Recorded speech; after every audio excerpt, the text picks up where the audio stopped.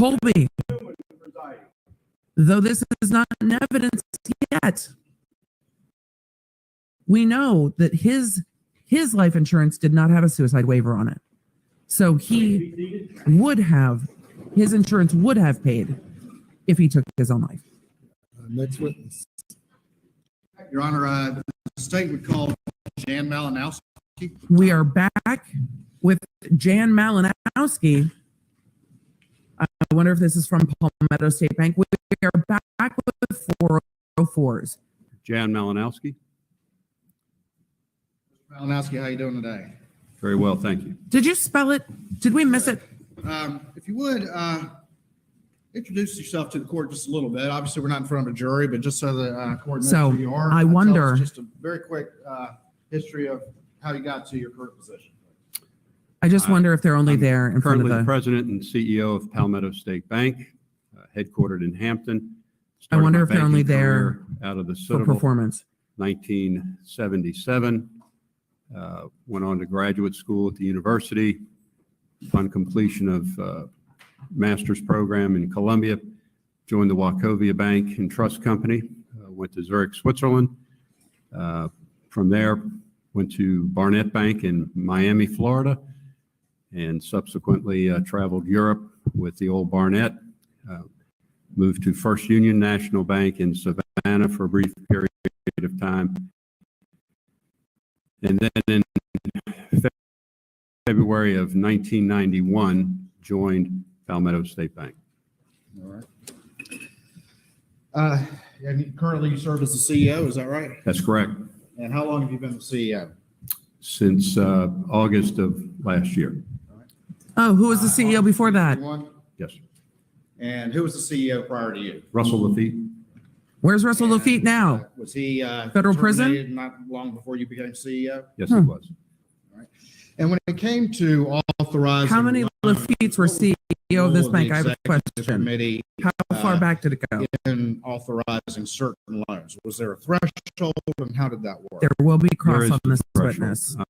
The board of directors would authorize individual loan officer, loan authorities on an annual basis, branch managers having a certain level of authority, and then executive officers having a higher loan authority, and then organizationally, two executive officers could approve a single loan or a up to X million dollars, and then once it got beyond the threshold for two executive officers, it would go on to the executive committee, which would review the loan request and either approve or deny any loan. Loan that, approval exceeded matters. $1.5 million.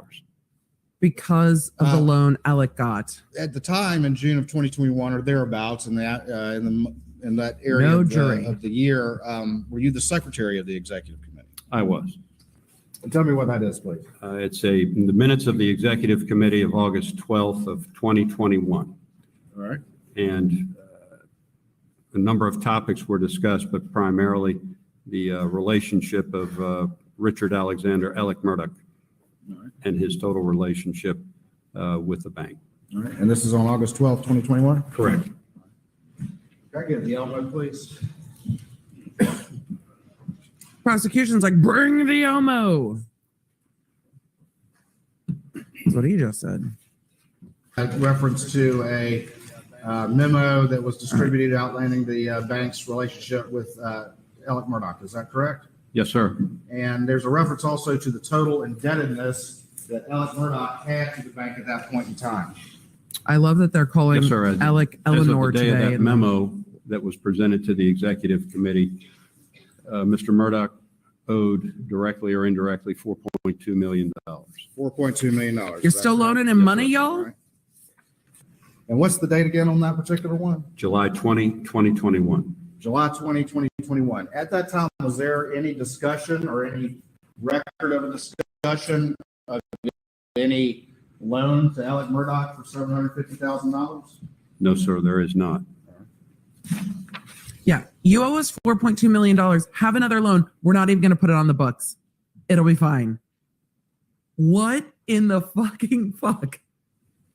I want to walk back just a little bit And tell me, was there, did Alex Murdaugh come up in any discussion among the board members prior to August 12th, 2021? Yes, it did. Tell me about that, how that happened, please.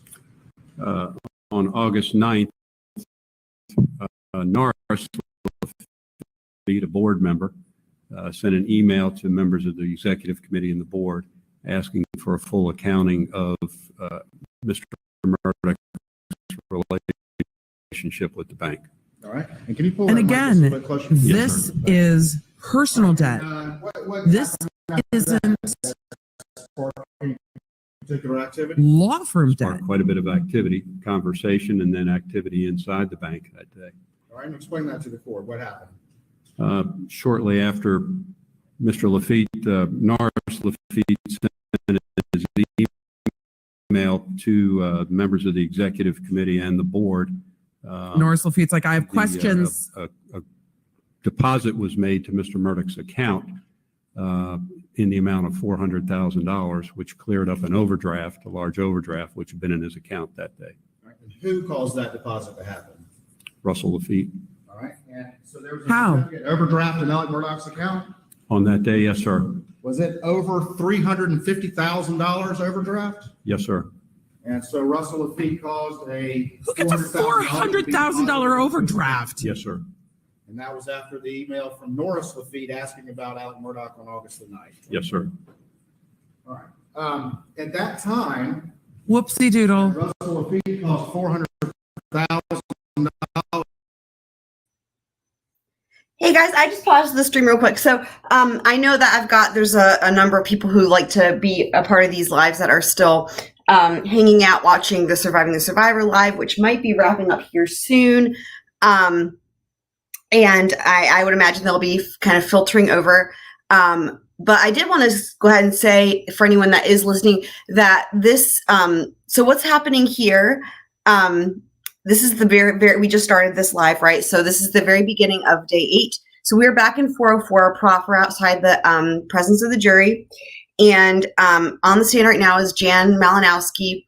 As you can see where Creighton is standing, the jury box is empty. He's got his whole station set up. He's got his bottles of water. He's got multiple phones, it looks like, some paper, all kinds of stuff over there. And so what they are going into now is more of the 404. So he's from Palmetto State Bank. Okay. So what's been kind of happening here is, and this guy is not the easiest to kind of hear, it's kind of dry testimony. So maybe it'll help if I sort of summarize it, but basically, Russell Lafitte was the head of the Palmetto State Bank who's in federal prison currently.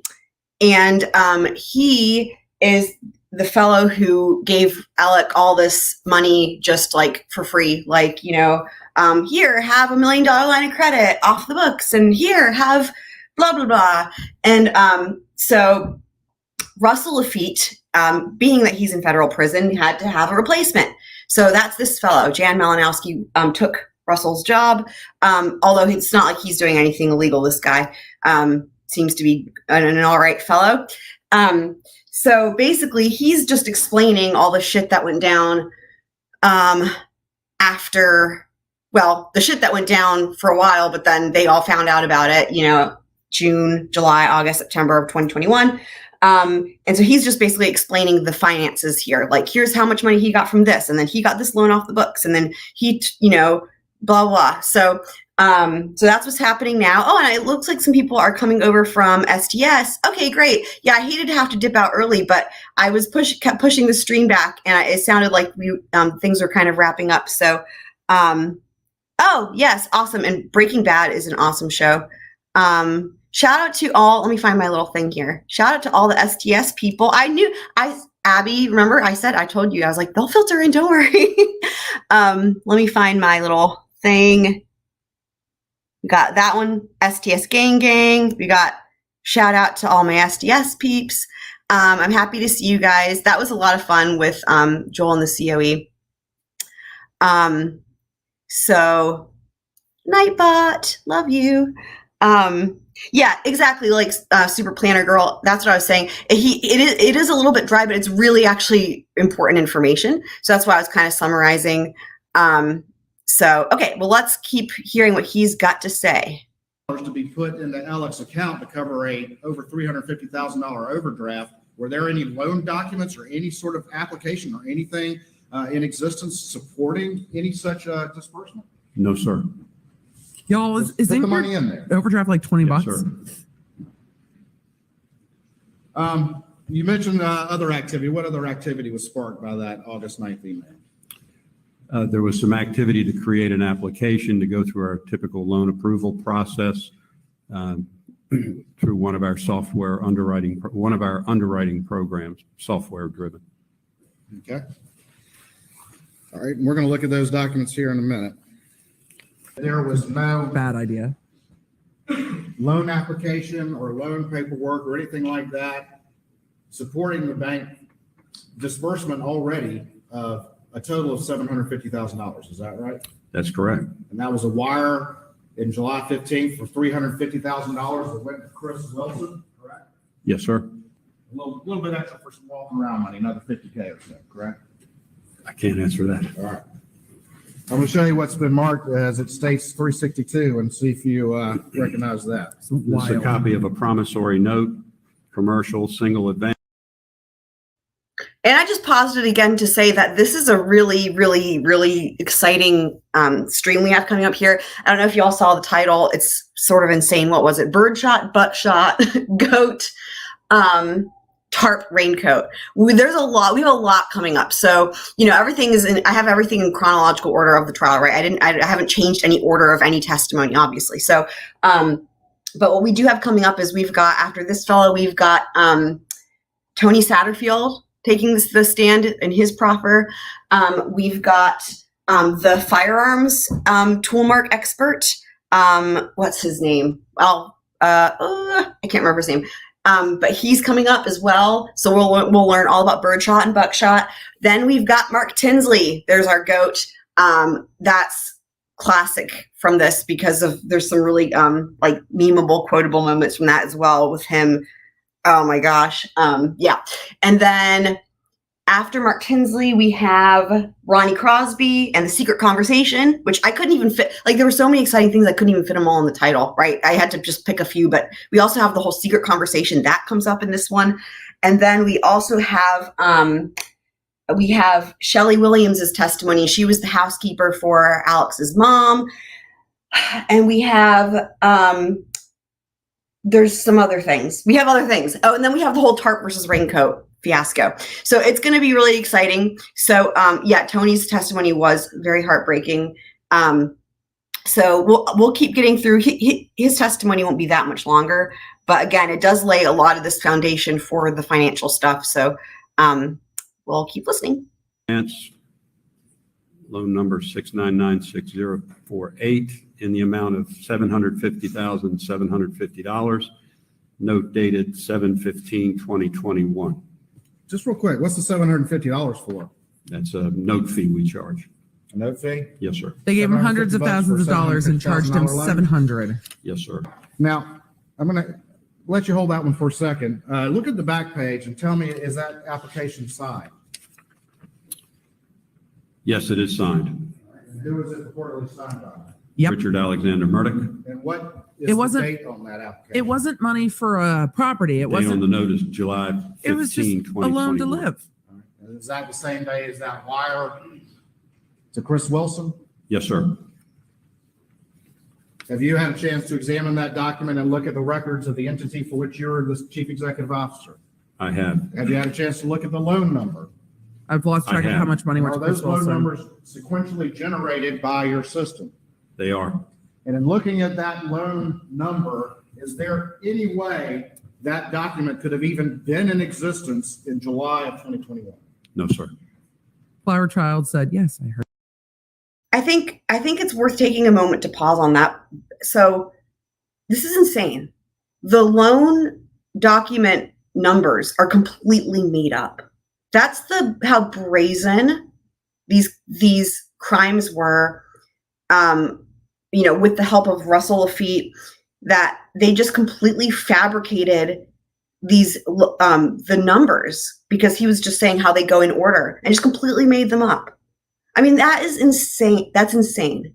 And the fact that he got away with it for so long is just even more insane. But like, I mean, can you even imagine like just making it up and being like, no one's going to catch this and being right about it? I don't know. I just wanted to point that out in case anyone missed it. Because again, he's a little bit, he's not the most, what's the right word?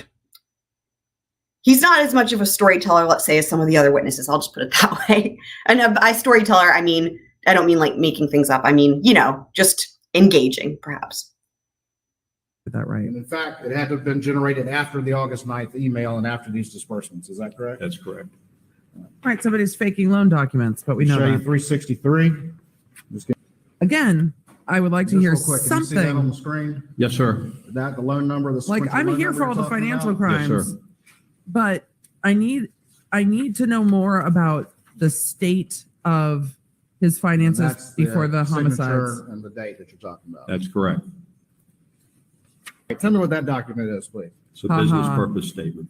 All right. And It accompanied the loan, 6996048. what is the supposed purpose for the loan that's listed on that? Business expenses. Okay. Why business expenses? What business expenses does he have? And again, this document's also dated. The law firm covers the 7/15/21. business expenses. That's correct. But is this the kind of document that also would be generated along with the application that we just saw? It would in the note documentation system. Yes, sir. All right. The application that you said could not have existed in July of 2021. He's That's not been correct. fired from the What law was your firm yet. understanding? If- He gets at that fired time from September those 3rd. meetings, what the collateral was supposedly for this new. Okay. There's so many elements to this case that this is another thing that gets kind of lost in the shuffle, understandably so. There's so much information. This is really important. And it's, again, I've been saying, like, I watched this trial more than once, but even going through and making these videos, I'm like, Jesus, I keep forgetting stuff myself. Like, there's just so much. But when I heard Creighton say the word collateral, then I was like, oh yeah, that's right. Because this was I feel like this got lost a little bit. But part of the whole thing with this is like, there were so many tentacles to it. And so Alex was moving money around and putting his assets in Maggie's name to avoid having to then be accountable for the boat case, because Mark Tinsley was going to be suing him and likely winning, and Alex was going to have to pay out somewhere upwards of $10 million, who knows? And he didn't want to do it. And so, and I mean, well, in hindsight, he didn't have the money anyway, really, but I mean, it was all fake money. So, but so he put Edisto in Maggie's name. He transferred Moselle into Maggie's name. Moselle being the property where they were living on the farm, not farm, hunting. Moselle, you guys know. And so, so all the property was being transferred into her name and stuff like that, right? So that he on paper wouldn't have these assets. So then you have him trying to get these loans, right? To cover, it's like the, how do you pronounce it? Like the Ouroboros, like the snake eating its tail. It's like that. That's what I pictured. That's Alex. He's that thing. And so he's having to create more fake money just to cover the missing other fake money, to cover the other missing fake money that he stole from people. It's insanity. And so in order to continue doing that, like, he's getting all these loans off the books and stuff, but what Jan Malinowski is saying right now is he said the word collateral. So eventually he had to have some collateral, right? And the problem is that he can't use the property as collateral if it's in Maggie's name. So see, he's fucked himself, right? Like, in trying to unfuck himself, he fucks himself. So, and then of course, what happens after the murder, right, is he's scrambling, trying to get Moselle and Edisto put back into his name so he can count it, so he can then, like, cash in on it, right? And after having just transferred it to her, because, and this is what I'm trying to getting a little bit ahead of myself here, but this is the part of what Mark Tinsley is going to bring with his testimony, is that the boat case had so many factors. And part of the big thing about it was that Alex, right on the 911 call, right when the cops show up, first second, and he's saying, this is about the boat case, because he knows, being a civil attorney, that if he portrays himself as the victim of a vigilante crime, that suit will be dropped. And with that being the case, if that had been the case, let's say he didn't, they didn't arrest him for murder and all the rest didn't happen, right? If the case was dropped, well, then guess what? They don't have to worry. He doesn't have to worry about them looking into his finances and discovering all the fucked up shit and all the illegal stuff he's been doing. He doesn't have to worry about paying for Paul's attorneys and paying out money for the Beach family. There's so many things, and I just lost even the one other thing I was just going to say that it was related to, but I just lost it. Oh yes, okay, right. And so the fact that he says it's all about the boat case, right? That's why I know that's why this happened, is him planning ahead to try to get out of all this stuff. And it's like it almost worked, right? It almost worked. And so anyway, so Mark Tinsley will bring with his testimony just the significance of this boat case and the fact that he then thought, well, I'll try to use this as my advantage to say that I'm the victim of a crime. I'm the victim of a vigilante crime because of the boat case. And then the boat case goes away. It's beyond. Okay, let's keep watching. $750,000 loan. There'd be a mortgage on Edisto Beach House and a share of Green Swamp stock. And is that the Green Swamp that was referred to on the sticky note that we saw earlier? Yes, sir. And what is your understanding, though, as things developed, as to whether or not that collateral actually was able to be used? Maggie wouldn't sign. Certainly the second mortgage did not exist or was not placed on the property. The property was in the name of Mrs. Murdaugh. Yeah. And what about the Green Swamp? Was that already collateralized? It was cross-collateralized with other loans. Right. So this loan was heavily under collateralized. He went through that real fast. Yes, sir. But this lists some of the indebtedness that Alec had to the bank that you previously described earlier, Yes, sir. and including the Zero United with outstanding $307,761. Yes, sir. And then outstanding and charged off not only Zero United, but also $362,896 for Redbeard. Yes, sir. It seems that he was trying to. Real quick, well done, Abby. Bravo. Redbeard. So this is the first time we've heard those two words so far in this trial. I've got a lot to say about Redbeard, and I think I've heard like no one talk about Redbeard, but I'm gonna save that for later. Okay. Put his wife's house up for collateral, and maybe she wasn't having it. It's a document produced from our loan accounting system, and it lists all the notes, outstanding notes in the name of Alex Murdaugh, and also co-borrower with his father, Randolph Murdaugh III. All right, and that it lists the balances on Co-borrower those with her particular loans dad? as of June 7th, 2021. That's correct. It does not include the charged off loans, Zero United and Redbeard. Is that correct? That's correct. I have so many questions about Redbeard, and I feel like we're just going to all be left hanging because it probably is relevant to literally nothing. So on the first one, is that the But balance it's- right there? $104,119.80. That's the principal owed. Yes, sir. That's the principal owed. These are not deposits, correct? That's correct. Owed by who?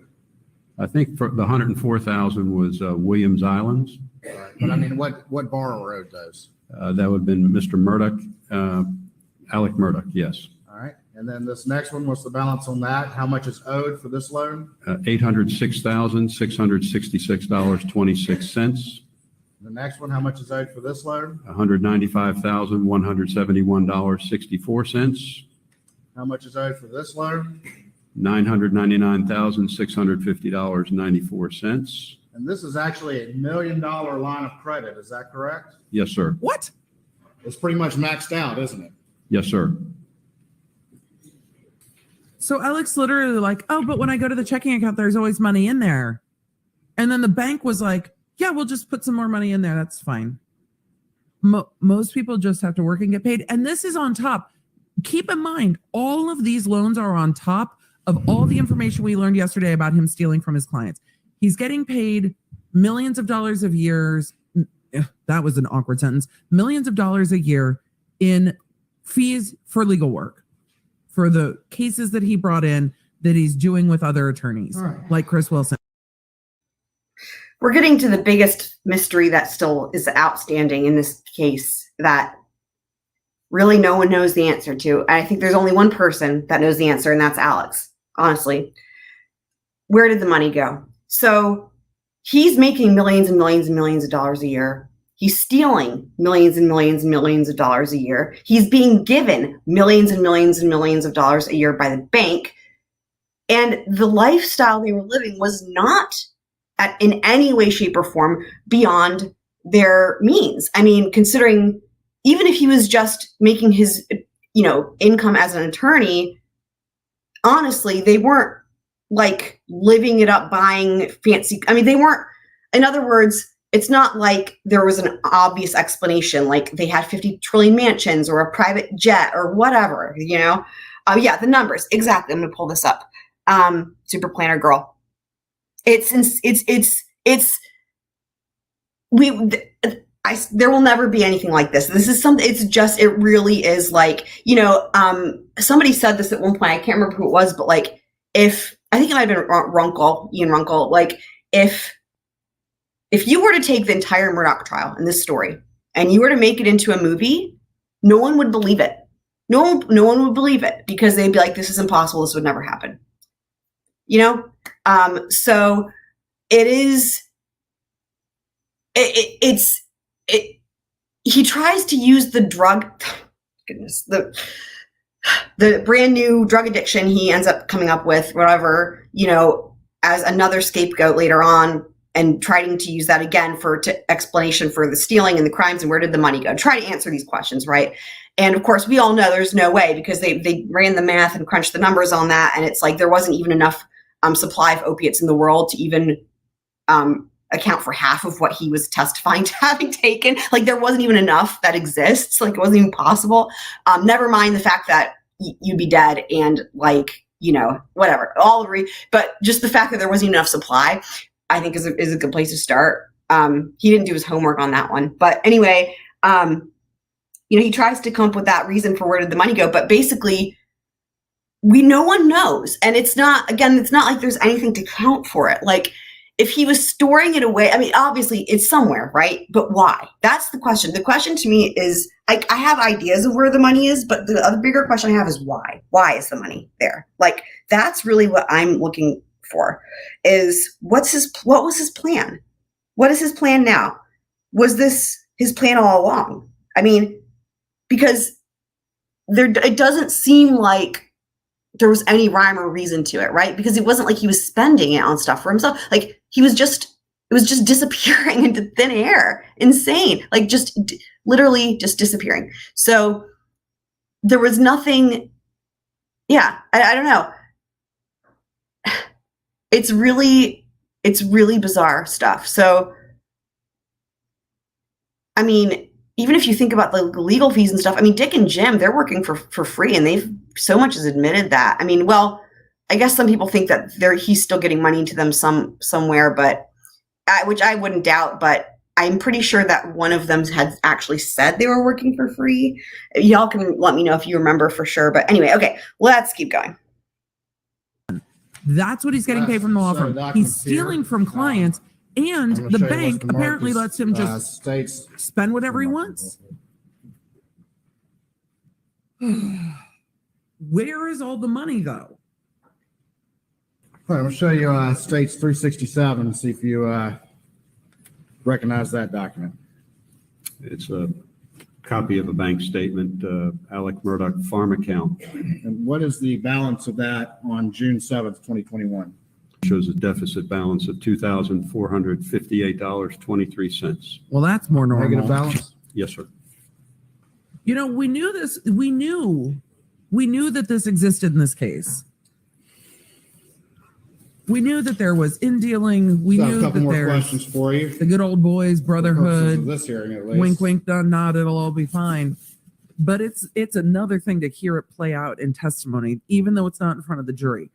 But I need more before you. I need you to back up to the loan that on the property in Maggie's name. I don't think he tied that up very well at all. And if he does it in Fair to front of the jury, say it's going to have to be that much more June clear. 2021 and the months after, the indebtedness to Palmetto State Bank from Alex Murdaugh was very, very large. Yes, sir. And it's fair to say it also had charged off loans in the past. Is that correct? Yes, sir.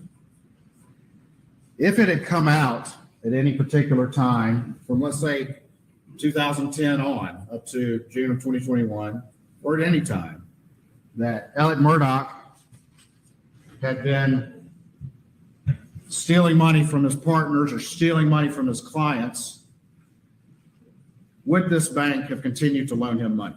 No, sir. Nothing further at this time, Your Honor. Private defense. Yes, briefly. The Moselle property was titled in Maggie Murdaugh's name in June of 2021, correct? I believe that's correct. The bank Oh. had filed mortgages on the property that predated whenever that was transferred to Ms. Murdaugh, right? Yes, sir. The Edisto Beach House was titled in jointly in Alex Murdaugh and Maggie Murdaugh's names, correct? At one point, Before her death. I believe it was in her name solely at the time of her death. You do. And what information are you relying upon to say that? Looking at the Colleton County deed records. He's not backing down, Jim. This is good information for Jim to learn before the jury comes in. It sounds like all the properties in her name, but this is evidence most, I think, of him shifting things around to avoid civil liability because the financial documentations and the civil discovery was due in the boat case. They Talking. calls Tony Satterfield. Okay, I highly doubt that anybody that is watching this doesn't know who Tony Satterfield is or who Gloria Satterfield is. So I'm just going to play this. But if I'm wrong, put something in the chat and I will pause it and give a little summary. But hopefully everybody knows. You affirm the testimony about the court in this trial to be the truth without the lying. Yes. Say the truth in the witness name. State your name again for the record. Spell your last name. Shout out to Space Ghost. Oh, he's brand new. It's amazing. It's like, wow, okay. Well, great. This is awesome. Very, very, well, that's okay. No, I'm a teacher by nature, so I'm happy to explain things, and I love having an opportunity to, especially with something like this, because this is such an insane case. Like, I'm happy to fill you in. So, okay, Gloria Satterfield. This is one of the related cases to this, and in my personal opinion, the Gloria Satterfield thing kind of started all of this. Gloria Satterfield was the and you'll hear a little bit about her, but she was the housekeeper for them for like 20 years. She basically raised Paul and Buster, the two sons, was like a mom to them. And so she was there at Moselle. And I forget which year it was, 2019. I know they're going to say, I'm pretty sure it's 2019. So she dies under suspicious circumstances on, guess where, Moselle, right? So like a lot of bodies have died there. Yeah, welcome to the South, exactly. So Gloria Satterfield, the story goes that she was going up the stairs and tripped over the dogs, which, first problem, the dogs are always at the kennels. You guys know this, except for you, Spacey. The kennels are far from the house. The kennels are far enough that most people would drive there or take like an ATV. They wouldn't walk. They're far from the house. The dogs, these were outdoor dogs. They're hunting dogs. They stayed in the kennels. Okay, first of all, tripped backwards. Exactly, that's correct. Tripped backwards, going up the stairs, tripped backwards over the dogs, and this is at the house. None of it makes any type of sense. She doesn't quite die. Instead, she hits her head or whatever, ends up like in the hospital, like in a coma or whatever for, a month or something like that. And then dies. And apparently she never was able to say anything except to one person, which is Alex, to which she said the dogs did it or something along those lines. I'm just seeing what you said here, Spacey. Ja Rule. I don't know, how would he say Murdaugh? I don't know. I only hear it as Murdaugh. I'm trying to think of how Ja Rule would say it. Oh no, I wish I could hear what you're talking about. I'm trying to imagine it. Ja Rule.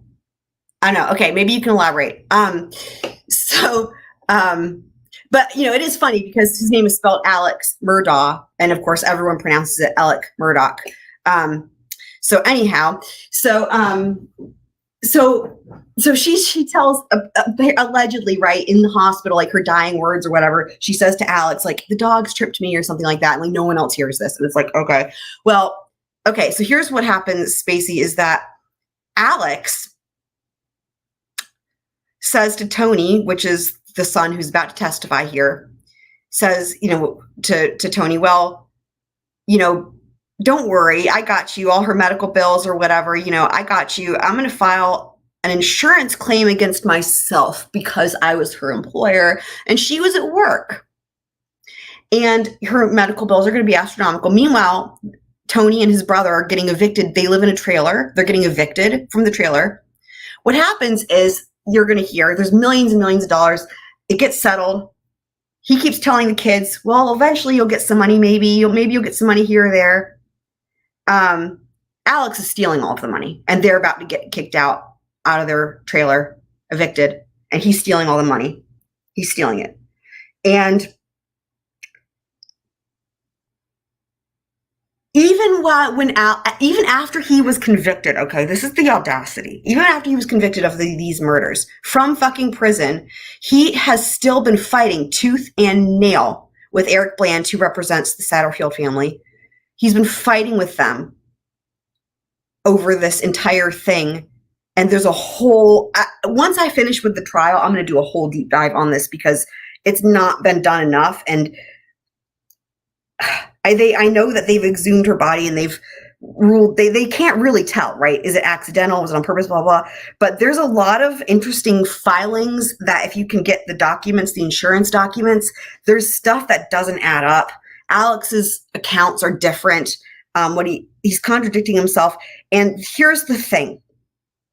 The thing of all of it is that the only people who know the truth of what happened to her are dead. The only people who were at Moselle were Gloria Satterfield, who's deceased, Maggie, who's deceased, Paul, who's deceased, and Alex claims he wasn't there, but I don't believe that, and I believe he was there. And he's obviously not deceased. So I don't know. Again, this is going to be that'll be a whole other thing. But okay, let me see what you're saying here, Spacey. It was Ja Rule's signature scream. But I'm trying to imagine it with like the Murdaugh though. I'm gonna have to go back and listen to a song where he says something that I can imagine. See, again, like my context is like I don't know if I'm pronouncing it right, but like the Ouroboros, the snake eating its tail. Like that's that's what I'm picturing. I would much rather prefer that I see the word Murdaugh and have a Ja Rule connotation in my head. That sounds really nice. So, okay, so let's hear from Tony. This is going to be heartbreaking, just to let y'all know.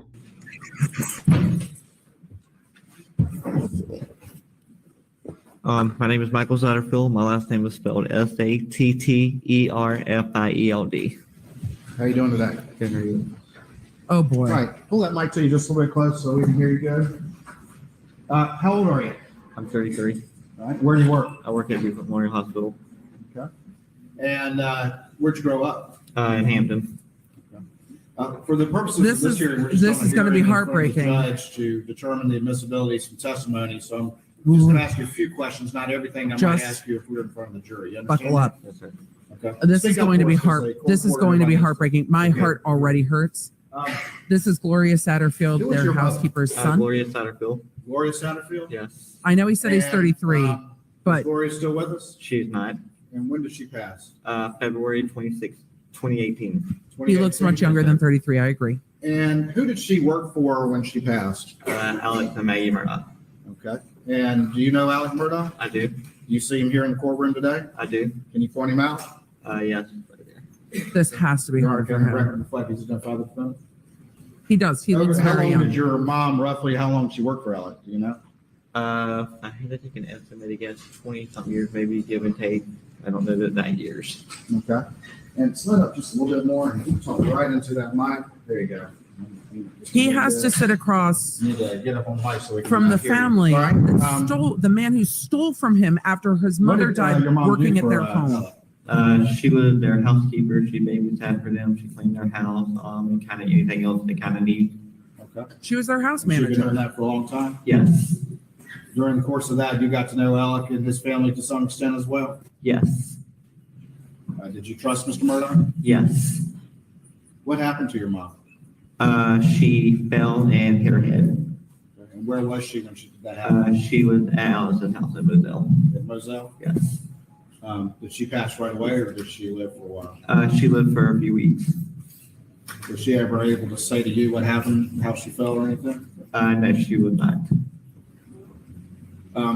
After she passed, did you have any conversation with Alec about what to do about it?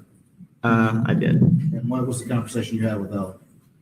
I What did he say? barely, Go ahead. I barely remember, but it's like, let me go after my insurance company for this or whatever, kind of get these medical bills and stuff paid. Okay. So he said he was going to go after his insurance company Yes. and get medical bills for your mom paid? Yes. Did he say he might get money for you and your brother? Yes. He Did say how should much he that should might sit be? there and feel like No. shit. He stole from these boys.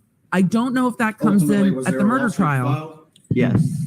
Right, and who did you consider your lawyer was in all of this? Alex. At some point in time, did he bring another lawyer in? Yes. And what did he tell you about that? He said, if I understood it correctly, I can't do it myself because conflict of interest. I'm going to send you to my buddy, Corey Fleming. Alex said, Corey "I Fleming? can't." All right, Corey Fleming, also in federal prison. I was going to pause it, and then I was like, oh, that's a perfect opportunity. Just to also reiterate, as you can see where Creighton is, he's not, or is he perched? He's perched. I missed a perch counter. That's my favorite counter of all of them. So there's the jury box. So just to reiterate, the jury's not present. This is still 404. So this is still determining, outside the presence of the jury, how much is going to come in, right? And Judge Newman's going to make a really thorough record of this later and explain everything really well. And I tried to highlight as well some of the legal elements in the ruling when that comes up. But basically, this is what the point of the proffer, right, is so that the jury doesn't hear it. They figure out what he's going to say, and then the judge can determine how much is relevant. Remember, I know I've mentioned this on my other streams. The whole thing is about balance, right? Prejudice versus probative. So is it more prejudicial than probative? So they have to weigh that balance and all that. So, we've got 403 and we've got 404 going on. But yes, Corey Fleming, also in federal prison for his involvement. Can't Yes. sue myself. Did he tell you anything about his relationship with Corey Fleming other than they were buddies? Her death is suspicious. Can To you the repeat the chat. question? I'm sorry, I didn't hear you. Did he tell you anything more about his relationship with Corey Fleming? No. This is the After laundry you brought list of in the Corey perfect Fleming, storm. were you It still is. communicating directly with Alec about the case? Yes. Who did you think your lawyer was Alex. the whole time? Yes. Did he ever bring in a person, or did they ever bring in a person by the name of Chad? Yes. And do you remember Chad's last name? Westendorf. Okay. Chad Westendorf And took what over did as they the tell you family's about personal Chad? representative and cut the that kids out of the he, loop entirely. Should be my PR. Your PR? Yes. Did you ever meet with Chad? Yes. Did you meet with him a lot or just? One time I can think of. I hate all Alec of told this so you that he much. was This going makes after me his so insurance angry. company. Did he say how much that insurance was? One of them that I know of was like $500,000, and that's the only one. That's the only one he told you about? Yes. Did he ever tell you that there was also an umbrella policy worth upwards of $5 million. No, Never mentioned that to you, did he? no. The Murdaughs said that she tripped over dogs on the stairs on Moselle that lead up to the property, the dogs, Bubba and what have you. That is largely in question. It's not been proven. No one's been charged. What is known and what is proven and what is facts is that Alec and his buddies stole from these boys and lied to them about it. And he admitted it. The 911 call is I'll show you what's absolutely been marked disgusting. as states 372 to your testimony and just have you take a look at that. And do you Paul's on the recognize 911 that call. document? Yes. And tell me what that is. That is a cover sheet that I faxed that I sent Alex. Okay. And what's the reason that you sent that to Alec? I got something from the trailer company and a medical bill, I believe, and I just wanted to be sure what I needed to do with it. You had received some paperwork about your mom? It was a bill. It was a bill? Yeah. And who did you send that to? Alex Murdaugh, or the law firm. All right. And why did you send it to Alex Murdaugh? Because he said if we got any medical bills, just forward them to him, and I didn't know if I needed to do anything with it. Because you thought he was your lawyer. Yes. All right. And this had your phone number on there, but we blacked it out, correct? Yes. The caution that the court has to take is to be mindful of evidence that could enrage the jury. So they're like, you know what, fuck this guy. Because the outrage at what he did to the Satterfields can't be enough to convict him of murder. And Yes. that's Not the very legal rarely, balance. But every few months or so. And what would he tell you just generally? First, it was hard-hearted, like it was making progress, and he kind of left it at that. That's You the said legal it was struggle. hard, but they were making progress? Yes. Did he tell you anything about whether or not you and your brother were to get any money? When medical He bills were paid? said he was hoping. Creighton, Did he give you any idea? Slow down. If I remember correctly, one time he said try to get each of you at least $100,000 apiece. Each of you, you and your brother? Yes. he stole over $4 million from this family. At some point in time, did your family advise you that there was some media reporting about a settlement in the case? Yes. All right. And at that time, did you That was- heard anything from Alec or Corey or That was Chad or Mandy anybody Matney's- about a settlement in the case? That was Mandy Matney's reporting. And what, if anything, did you do after your family? Did they ask you to do anything? Yeah, they said you might want to kind of follow up on it. So this is insane. So the way he finds out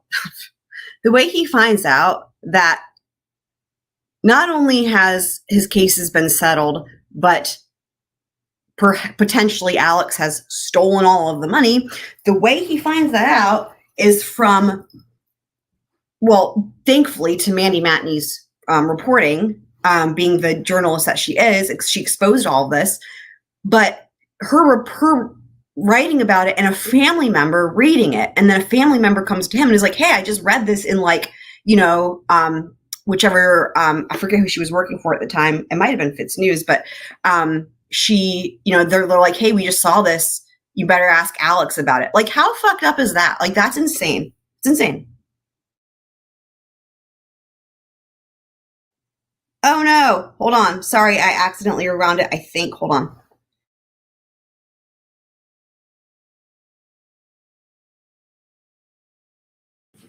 I'm interested to see Ladies if and gentlemen, this firearm is really, What's been marked as states 372 to your testimony and just have you Okay, here we go. Sorry, guys. take a look at that. And do you Paul's on the recognize 911 that call. document? Yes. And tell me what that is. That is a cover sheet that I faxed that I sent Alex. Okay. And what's the reason that you sent that to Alec? I got something from the trailer company and a medical bill, I believe, and I just wanted to be sure what I needed to do with it. You had received some paperwork about your mom? It was a bill. It was a bill? Yeah. And who did you send that to? Alex Murdaugh, or the law firm. All right. And why did you send it to Alex Murdaugh? Because he said if we got any medical bills, just forward them to him, and I didn't know if I needed to do anything with it. Because you thought he was your lawyer? Yes. All right. And this had your phone number on there, but we blacked it out, correct? Yes. the caution that the court has to take is to be mindful of evidence that could enrage the jury. So they're like, you know what, fuck this guy. Because the outrage at what he did to the Satterfields can't be enough to convict him of murder. And Yes. that's Not the very legal rarely, balance. But every few months or so. And what would he tell you just generally? First, it was hard-hearted, like it was making progress, and he kind of left it at that. That's He the said legal it was struggle. hard, but they were making progress? Yes. Did he tell you anything about whether or not you and your brother were to get any money? The medical bills were paid? Said he was hoping. Creighton, Did he give you any idea? Slow of the down. amount? If I remember correctly, one time he said trying to get each of you at least $100,000 apiece. Each of you and your brother? Yes. he stole over $4 million from this At some point family. in time, did your family advise you that there was some media reporting about a settlement in the case? Yes. All right. And at that time, did you That was- heard anything from Alec or Corey or That was Chad or Mandy anybody Matney's- about a settlement in the case? That was Mandy Matney's reporting. What, if anything, did you do after your family? Did they ask you to do anything? Yeah, they said you might want to kind of follow up on it and kind of see. And did you make a phone call to Alec? Yes. And what month was that in? I believe the last time I talked to him was in June of 21. June of 21? Yes. Around the time of the murders? Yes. And what did you ask him? I can't believe what I asked him, but it was still making progress and be ready to settle, by the end of the year. He told you it was still making progress and he was hoping to settle by the end of the year. Yes. Did he tell you that they had already gotten a settlement for $500 and $5,000? No. Did he tell you that they had already gotten a settlement for $3.8 million? No. Had he ever told you that there was an umbrella policy for $5 million? No. Did you give him permission to steal your money? No. Creighton, may we bring the jury? Bring the jury. May we start with the jury for today? Okay, if you bring the jury. Thank you. Bring the jury. Bring the jury. Did you notice that Alex's family all came back into the courtroom precisely Patient, the jury will stand for a moment. when the jury was supposed to be coming back in? Do you swear or affirm the testimony you're about to give the court to be the truth, so help you God? I do. Okay, please have a seat in the witness stand, repeat your name and spell your last name for the record. I need to stop trying to spell last names before they sit down. My name is Paul Greer, Greer. Paul, how are you doing today? I'm great, thank you. Take a moment to unpack your stuff if you need to. Paul, if you would, please introduce yourself to the jury and tell the us a little bit ammo when you guy. graduated high school and where you went for education. Sure. The ammo My guy. name is Paul Greer.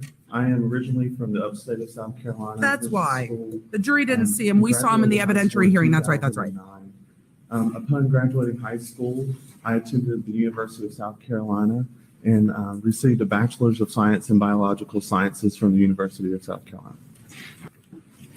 All right, Paul, walk us through a little bit about your career. With whom are you currently employed? He's going to be here for I'm a while. employed at the South Carolina Law Enforcement Division, which is commonly known as SLED. Lies. You don't have a beard. All right, and tell us a little bit about your professional career. How did you get started at SLED and what it is that you do there?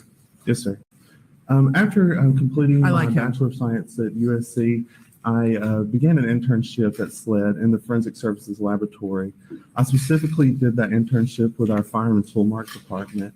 I interned there for several months and ultimately achieved a position there in that unit. I began my employment officially at SLED in March of 2014.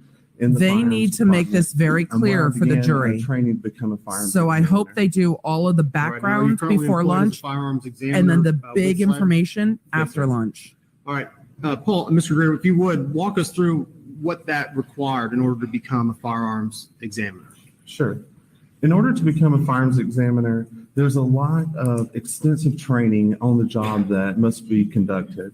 At SLED, I He's began ready to an just in-house teach the training jury about program this. that we refer to as the Fireman Toolmark Course of Instruction. During this time, again, it was extensive, approximately 3 years or so.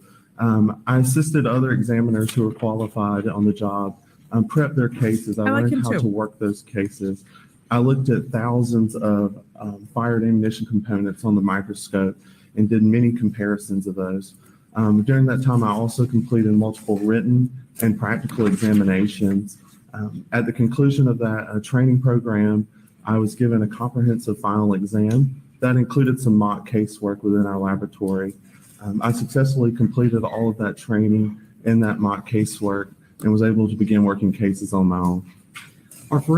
In addition to the comprehensive qualifications and testing required to become a forensic examiner, are forensic examiners in SLED also subject to yearly testing as well? Continuing education. Yes, sir. We do the competency at the conclusion of our training program, but we also participate in proficiency testing each year. within an area in our discipline. So that is completed. I complete a proficiency test each year, and that just assures that we're maintaining our competency. I'm just like, great. Paul, are you a member of any professional organizations? Yes, sir, I am. And which one would that be? I'm a member of the Association of Firemen Okay. and Mark Examiners. He's which is an also known association as of all of the things. Have you had He the did the opportunity to evidentiary attend additional hearing. trainings or conferences under the umbrella? He's going to be the tool mark expert. His testimony at the evidentiary hearing was that the casings recovered by the stoop and the casings recovered at the shooting range match the tool marks on the casings recovered near Maggie's body. That is substantial evidence in this case that that gun was shot on this property multiple times. It is substantial evidence. The defense is going to argue the science behind this, so this will probably be a long argument today. Examination. I've attended several of those conferences, and I've also attended some regional conferences that have been hosted by the FBI laboratory in Quantico. And speaking of laboratory, is your laboratory accredited? Yes, sir, it is. And what is the accreditation it operates under? The SLED laboratory is accredited under ANAB. That is a national organization that follows ISO 17025 standards, and those are international. The judge our did laboratory the is, hearing and found operating it to be at credible within testimony the and same credible set of science. standards as other labs in the United States. So that's why it's that are coming in. accredited with ANAB. It's very big and also evidence. those who follow the ISO 17025. And 300 blackout being a relatively, at least compared to EG, more stopping 5.56 power. NATO round, were some of the components interchangeable on the AR platform? It's my understanding that when that 300 blackout caliber was developed, it was designed so that some of the components from the original AR-15 type that were chambered in the 5.56 NATO or the 223 Remington could be used with a 300 blackout. And it is possible, maybe not ideal, but possible to use a magazine that would be formatted for the 223 5.56 round in a 300 blackout rifle. Yes, sir, I would say it's possible. And did you bring any 223 and 5.56 and 300 blackout rounds with you today for demonstrative purposes? Yes, sir, I have two. All right, if you please identify the two and tell us what we're looking at and what the similarities and differences would be. Sure. To start off, this is an example of a 223 Remington. I can't see around. This is I would the one just that you may be offer- more familiar with. I would just I offer will show you a now. career in Side by QVC side, would this is also work 300 well. blackout. I mean, he's very high quality. He's very qualified for what he You can does. see that their overall dimensions there are a little larger. But Excuse me, about the same, with the exception of the. I would buy leather. anything he tries to sell me. And I'll give you a little bit of anatomy here of the cartridge. What we would refer to as this item right here is an unfired cartridge. Terminology in our firearms department is very key to us in being accurate in what we do. So we would refer to this as an unfired cartridge. That contains a bullet, which is this portion right here, this copper colored projectile. And that's what's going to travel down the barrel of the firearm towards a target. Again, on this end, just like the Unboxing shot shell, videos there's a on primer YouTube, there in I've the got middle, careers in mind and for, you see the circle object there. this witness. And that's what the firing pin is going to strike, so that way that it can detonate and cause the cartridge to be fired. When it's fired, we'll have a Career, if you cartridge ever get case, bored, we have which ideas. is just the brass colored know. portion here. And that is the cylindrical component there that holds it all together. It holds the primer, the bullet, and the gunpowder inside of it. Thank you, Mr. Drew. Thanks, sir. Permission to approach, just for demonstrative purposes, I'm going to put it on the. This is not going to work. I don't know what happened, but everybody thought it was funny. All right, I you can see them see clearly? it. Yes, sir, I can. All right. What's We the big couldn't black see thing the on Elmo. screen? Appears to be a phone. In your expertise, that's a fact. The two rounds we see there, the top round, can you identify which one that is? Oh, because they rolled off. The one that is up against the foam there would be the 300 blackout caliber cartridge. And then, as you said before, the round below that would be the 223/556 round. Yes, sir. We are going to hear about grain weights. Could you explain what that means also? Sure. Grain is a term that we use in firearms, and it's just a unit of measurement. So when we measure our projectiles, we are going to measure those in I have to save grains. that. And just as a common way to relate to that, If you imagine 7,000 grains, that's equivalent to approximately a pound. Thank you. So measurements and bullets are done in grains, basically. Yes, sir. That's what we refer I knew to. that Hogue was coming home Going today. back to I'm shotgun glad he shells very is. briefly, are there various types of shotgun shells and gauges or calibers? Yes, sir, there are. Could you explain a couple of the types that you might commonly find, and then just some of the calibers so we know what we're talking about? Sure. Some of the more common gauges in shot shell, and gauge is just referring to the size and how we are able to determine what that firearm's chambered in. So a 12 gauge is something that's very common. That's a very common shotgun that I would expect to encounter. You may also have heard of or be familiar with a 20 gauge. That's another one that may be common, or 410 bore, which is a type of shot shell as well. Those are some of the more common ones that we would see in our laboratory setting and that you may be familiar with. Again, throughout those, there are all different kinds of shot shells loaded with different projectiles, loaded with birdshot, loaded with They buckshot. did qualify him as an expert. Will serve a purpose within their own respect. But those can have multiple projectiles, hundreds of projectiles. It could have just one large projectile, which we refer to as a slug. So there's lots of options, if you will, within a shot shell. Sir, And and all it's a those magazine, may not a be clip, right? Obvious. A buckshot is typically used to hunt what type of game? I'm not hunting often, but I would expect a buckshot could be used for something, Not a as it hunter. suggests, a buck. You would expect maybe a larger animal. Right. Again, I'm not a hunter, but that's where I could imagine that. Did you prepare a report after conducting these examinations? Yes, sir, I did. Do you have a prepare. report and a summary report? Because we would love a I'm summary going to ask report. us if we would go through a number of items very short. Hey guys, I was just going to pop in to say that as far as the ammunition here, the birdshot, buckshot, so with everything that I know about firearms, I learned from this trial, and there was extensive, testimony given by all the law enforcement and the experts about this, the birdshot and the buckshot and all that. So, but just to review and recap, the significance is that with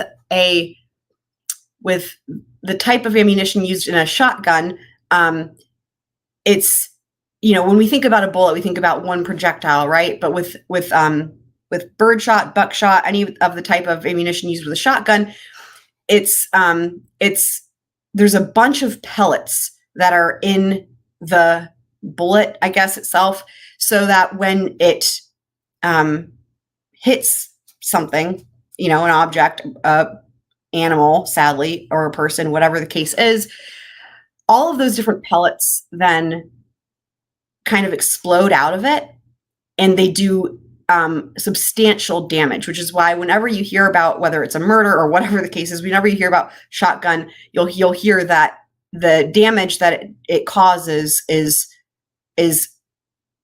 so substantial that you can oftentimes tell that was used for when you look at when they look at the injuries, because a regular, for example, here the 300 blackout, like a AR, it would have one one entry point, and then either be lodged in whatever it hits or whatever might come out. But with a shotgun, you have all of those pellets. And the significance here is with birdshot versus buckshot. Buckshot is going to have much larger pellets, and birdshot will have smaller pellets, but way more of them. So anyway, and we end up hearing more about that later on when it comes to Paul's injuries, because he was shot with the shotgun. Maggie was shot with the 300 blackout. So yeah, the two different guns that were used. And of course, we don't even know, they were never recovered. So part of, again, this testimony is the point being to tie the casings and all that were left behind, and the ammunition that was found at the house and all that, to tie all that to the fact that, a certain gun must have been used, and that was a gun that was owned by the family. So. shortly. Do you have a copy of your report, and is it needed in order to refresh your memory and be able to specifically recall each individual item? Do we have a summary Yes, sir. I do have a report? copy, and I would appreciate being able to refer to it. Okay, very good. And prior to your testimony today, have you had an opportunity to, well, first of all, generally when items are submitted, do you know anything about the case? Generally, when items are submitted to the SLED laboratory, I do not have information about the case. I do not. Prior to today's testimony, have you familiarized yourself, at least very briefly, with the layout of the scene of the crime? Yes, sir, I have. And what, specifically paying attention to what on that crime scene layout? I reviewed a crime scene layout in relation to where some of the marker numbers were that are listed in my report. Those just reference numbers, and I reviewed where those were in relation to the crime scene the evening where the two bodies were. And is that just to assist us when we reference item number X, Y, or 1, 2, or 3? It allows us to then to testify as where that was located. Yes, sir, I can. Thank you, Mr. Greer. I'm going to hand you what's been entered into evidence already as states exhibit. Lori said, I thought they didn't have the murder weapons. Do they have one of them? No. What they have is the casings that they are going to match. And we know that from the evidentiary hearing. 2 through 7 on your. They have the report. Would you please casings take a near the stoop. look at these items? He's reviewing those items. They have the casings let near me the know stoop that were if you're cited in with familiar a with 300 blackout. They have the casings at the shooting house for the 300 blackout, and the casings that were next to Maggie Murdaugh's body all have the same tool marking. So the casings from around the property all were fired from the same gun. They don't have the gun, but they have all three of those from the same gun. So we have the testimony When we from receive Wills these items, I do mark the packaging, that he and was I'm also citing them looking in. for my heat seal pouch, and this is how I packaged the evidence after I examined it. So I'm just confirming that I see some of Thank the you for the question, information Lori. on No these worries. items. So they are saying these all came, this group of casings all came from the same gun. Yes, sir. This appears to be. It came from a what was 300 submitted to blackout, the and SLED there's a 300 laboratory as blackout items missing. 2 through 7. That's not a and your coincidence. State's Exhibit 63 through 68. Oh, MC, I'm very Thank you. tired Did and you have using an opp- concealer. I'll take those from you. Did you have an opportunity to examine these items? The Yes, sir, I brass did. previously referenced, If yes. you would, please tell us what your findings were for these items. He is very meticulous in his work, and that's clear. I determined that appreciate each it. of those items, they were one fired S&B head stamp 300 blackout caliber This is a big cartridge deal. case. And that was items 2 through 7. That's what each of those items were. The one that was replaced is missing. It's the one with the red dot sight. Damn it, not the thermal sight.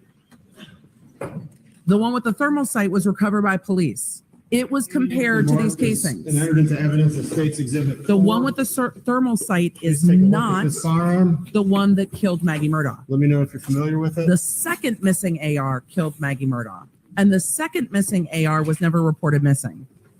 And the night of the event, they didn't say it was missing. I'm interested to see Ladies if and gentlemen, this firearm is unloaded. It's safe for me to handle. I will keep it pointed in. he's such a safe great direction witness. here.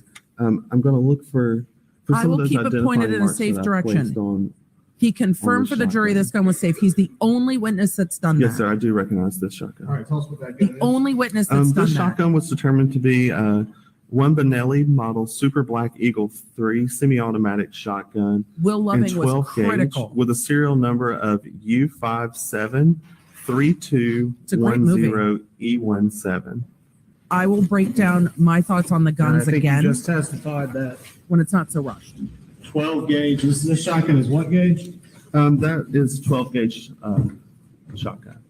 And I think you just mentioned that loaded in it was a 16 gauge. Could you explain what the process was ejecting? Is that the proper gauge for that shotgun? No, sir. The unfired ammunition as it was submitted to me was received in another package. I did not remove it from that firearm. However, a 16 gauge would not be correct for use in that firearm. Did you have to manually remove it from the shotgun? He It rendered was the already shotgun. removed when I received it. Oh, there you go. Exhibit 110 represents two sled items. Sled item 67, which I examined, determined to be 48 birdshot pellets listed as from left shoulder and head of Paul Murdaugh at autopsy. And sled item 68 was one piece of plastic listed as from left shoulder and head of Paul Murdaugh at autopsy. That's from his recovered at autopsy. Paul was shot When you twice. say where it's from, that's because that's what was identified on the item when it was submitted to you for review. Yes, sir. That's solely based on how it was logged into our system by the submitting personnel. Paul was shot twice with Birdshot from a shotgun. Maggie, I believe, was struck 5 times, but there were more casings than that from the AR. There were more than 5 shots fired. 112 and 113 marked as identification purposes. Sled item 69, 66, and 104. Is State's exhibit up on the Elmo, is that consistent with that 147 grain projectile?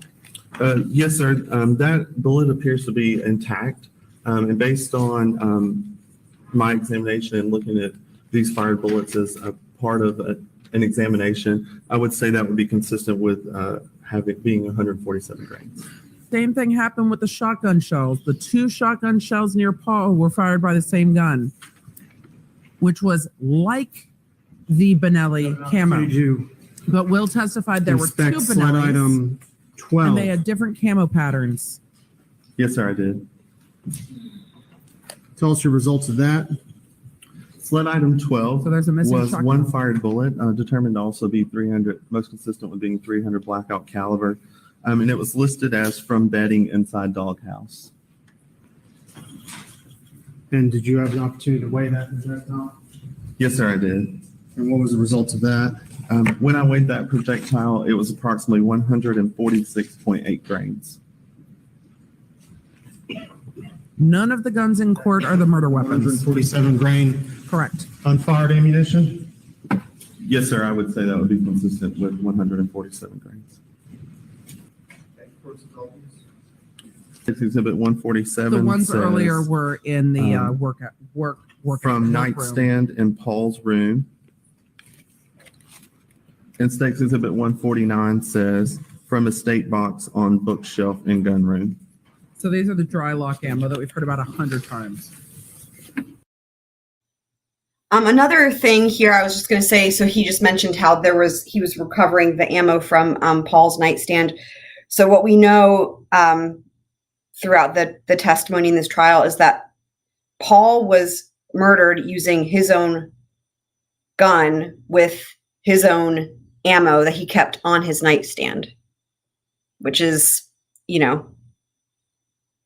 I don't even know what the word is, but sad, and other things. And hand you what's been marked and identified as State's Exhibit 33, slide item 10. Where was that located?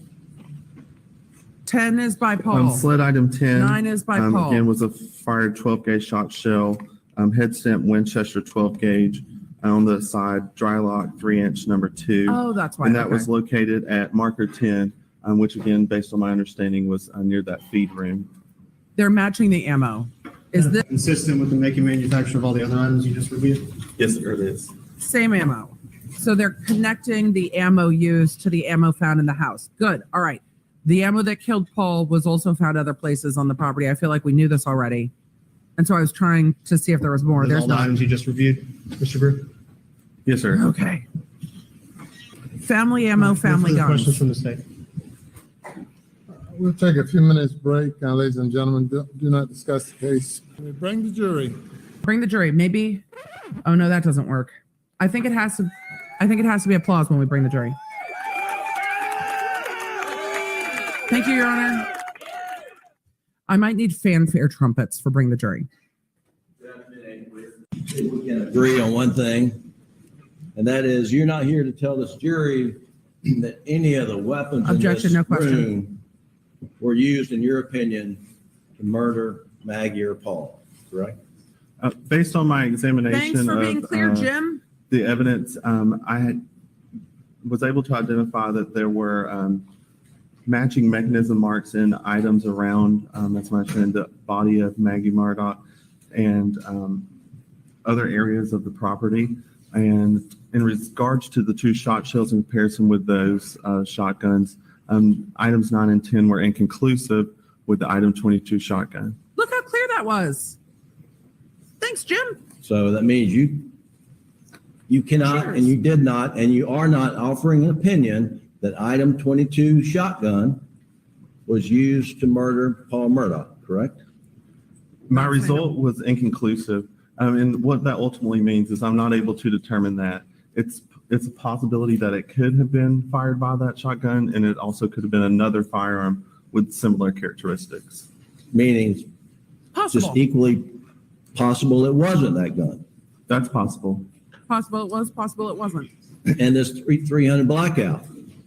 We know 300 blackout was used to murder Maggie Murdaugh. Jim, correct? thanks for making it clear, man. Based on the evidence that I received, I did have several projectiles that were 300 blackout caliber that were most consistent with that, as well as several cartridge cases that were head stamped that caliber. And you're not here to tell this jury, in your opinion, that this 300 blackouts laying on the floor here was used to murder Maggie Murdaugh, correct? The results of the comparisons of those cartridge cases, items 2 through 7, Are with inconclusive. test fires from that item 33 rifle were also inconclusive. Meaning I was unable to determine if those cartridge cases were fired by item 33 or they've been fired by another firearm. That's all I have. Thank you. You may step down. We made it. Your Honor, if we're talking about the in-camera hearing, we'll have Mark Tinsley. And we do have another issue, which I believe I had indicated to Your Honor, perhaps in a pretrial conversation as to a conversation that took place a few days after the crimes occurred, in which there were a number of individuals present. Mr. Murdaugh was present. I don't know the contents of that meeting because I've been out of an abundance of caution, have stayed away from that. And I believe that we may have a little bit of testimony just on whether or not there is any attorney-client privilege to that conversation. I've been careful throughout this investigation preparation not to be privy to that, but I do believe that it is not an attorney-client privilege conversation, but I'd like the court's ruling on that before I became privy to the contents of that. That's the only other issue at this time that I think would be addressed in camera that morning. Your Honor, and my sort of a surprise here, were those conversations recorded? No. And I mentioned this in our pretrial.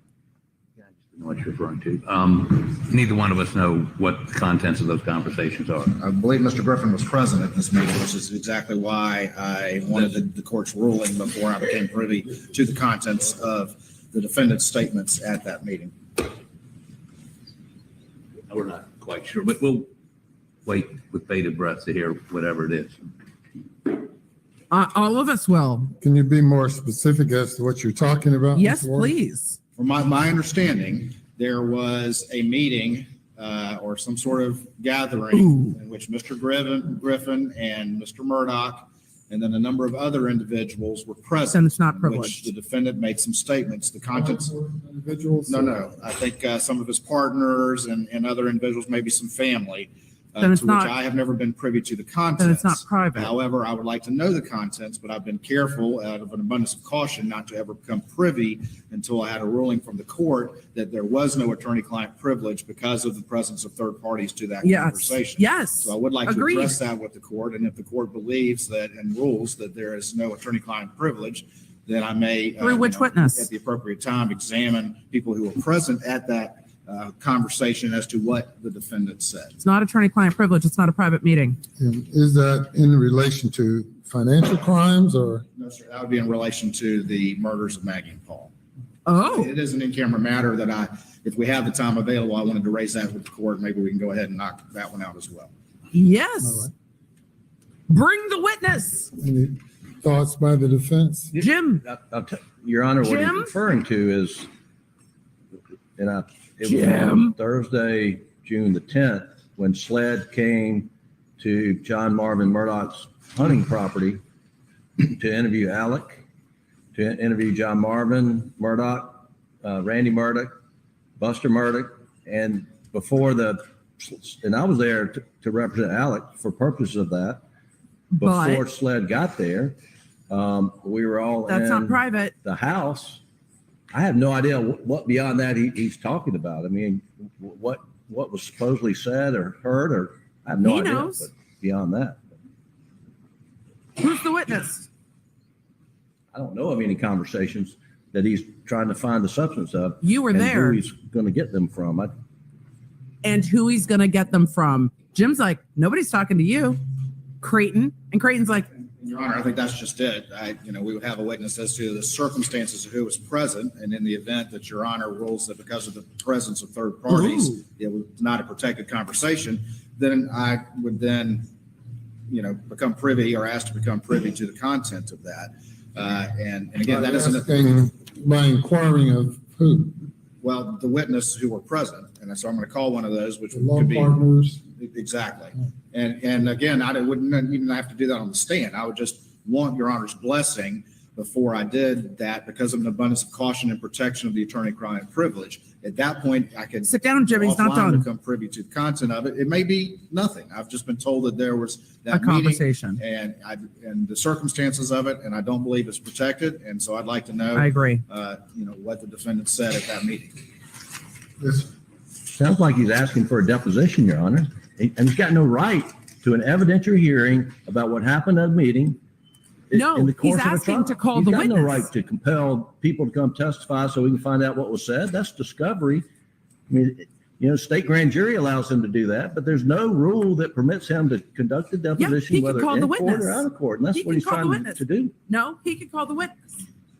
Let him call the Asking witness. to conduct a deposition, Your Honor. I'm actually been doing this out of abundance of caution and protection of the defendant's rights and making sure that we didn't cross the line Call the without the witness. court's input. And again, the content may be something that's useful or not. Well, if you'd like Bring the to witness. brief or send a memo or cases to the court regarding statements made in the presence of counsel and Third parties. third parties, whether that's protected by attorney-client privilege or not, then the court can address the issue. Call the witness. Yes, sir, Your Honor. Creighton, he's telling you to call the witness. Call the witness, my I'll be guy. happy to address that Monday morning. I will.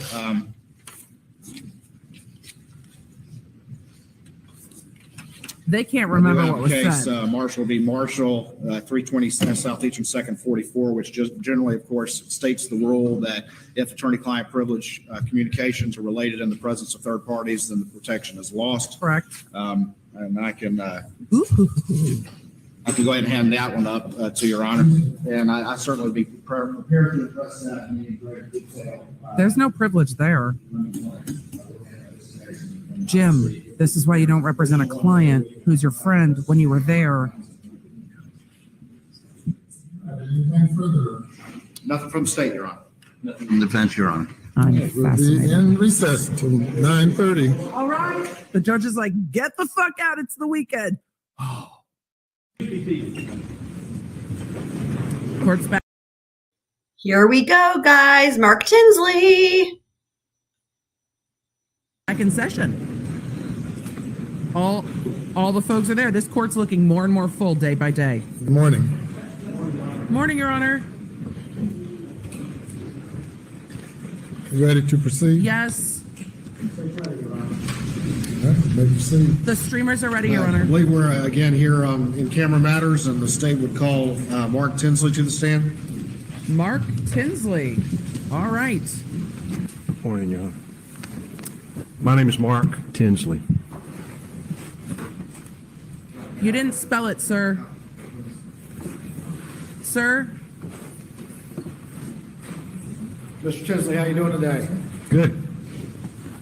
Very quickly, you understand, obviously you're a lawyer, you understand we're here for some in-camera proceedings, so we're not going to go into every bit of background and detail that we would were you testifying before the jury. You understand that? I do. I do want to, though, kind of move through quickly some of the subject matter that the state proposes to put before the jury.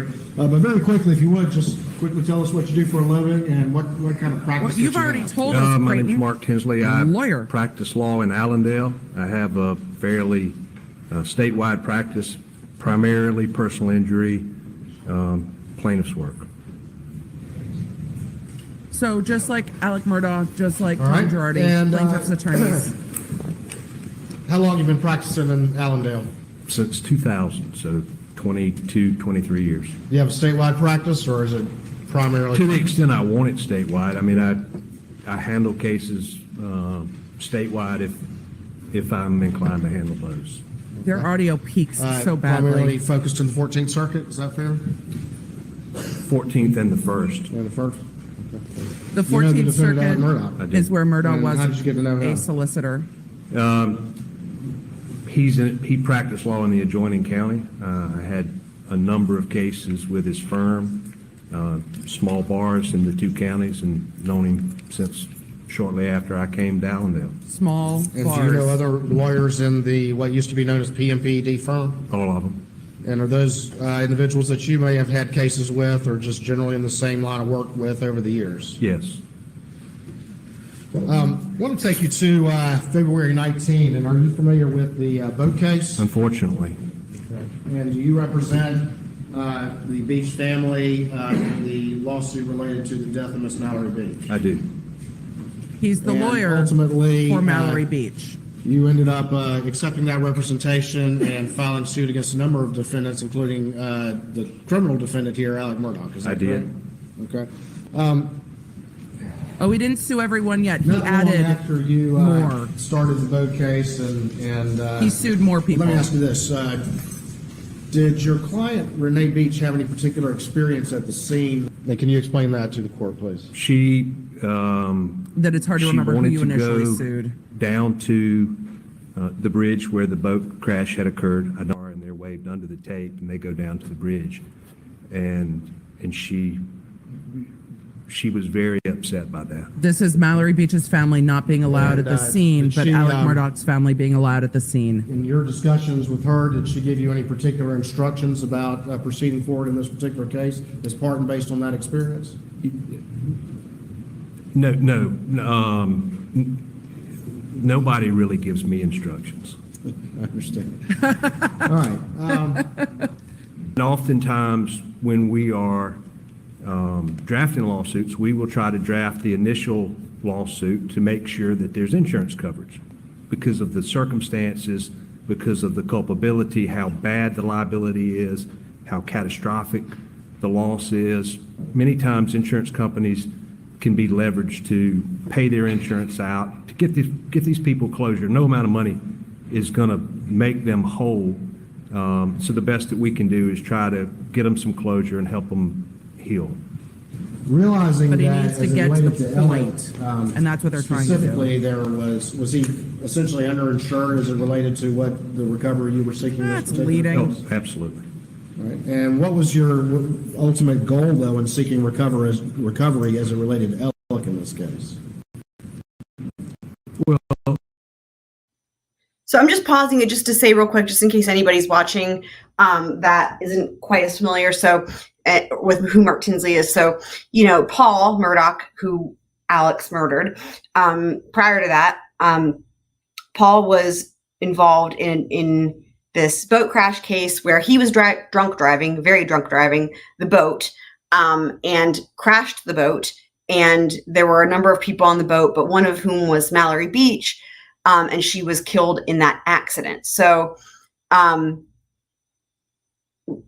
while Paul was still alive, they were pending this civil trial where he was suing Mark Tinsley, representing the Beach family, was suing Alex, among others, for negligence.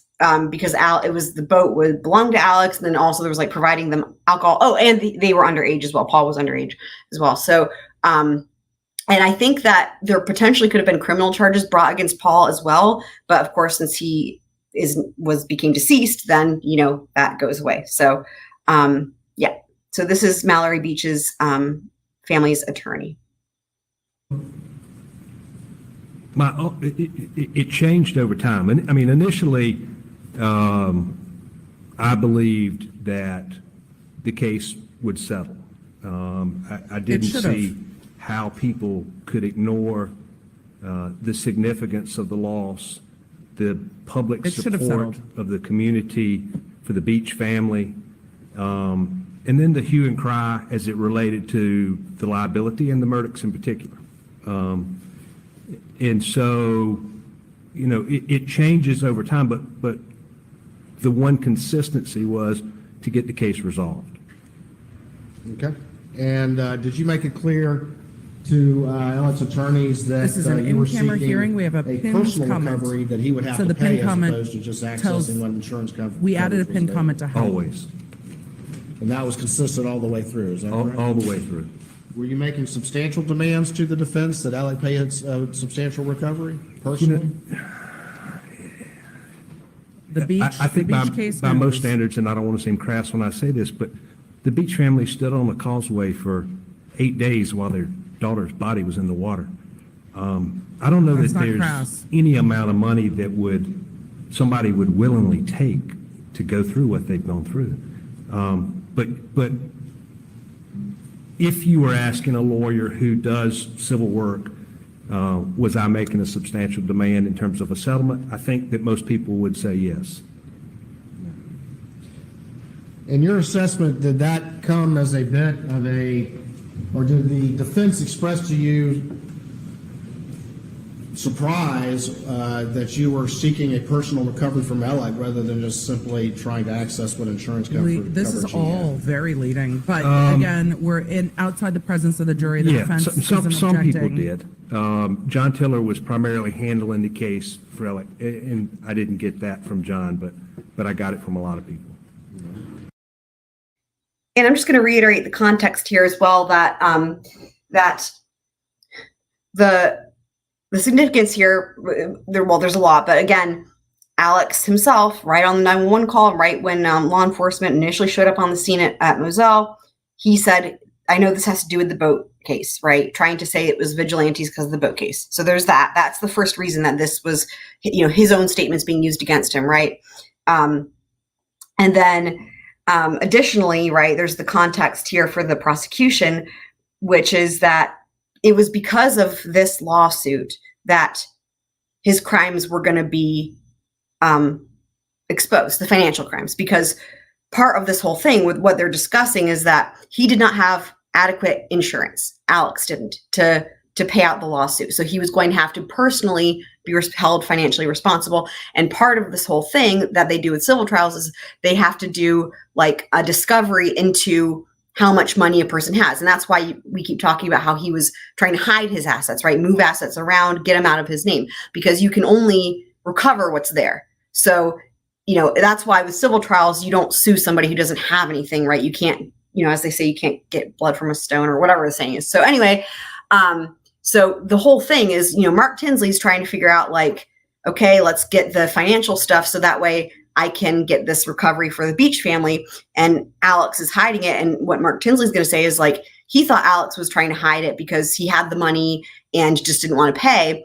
But as it turns out, which we learn, of course, is that this whole thing was going to uncover all of this, all of the shit, all of the stealing, all of the shit that was going on, stealing from the law firm, stealing from their clients, fake forge, all of that was going to get uncovered due to this lawsuit.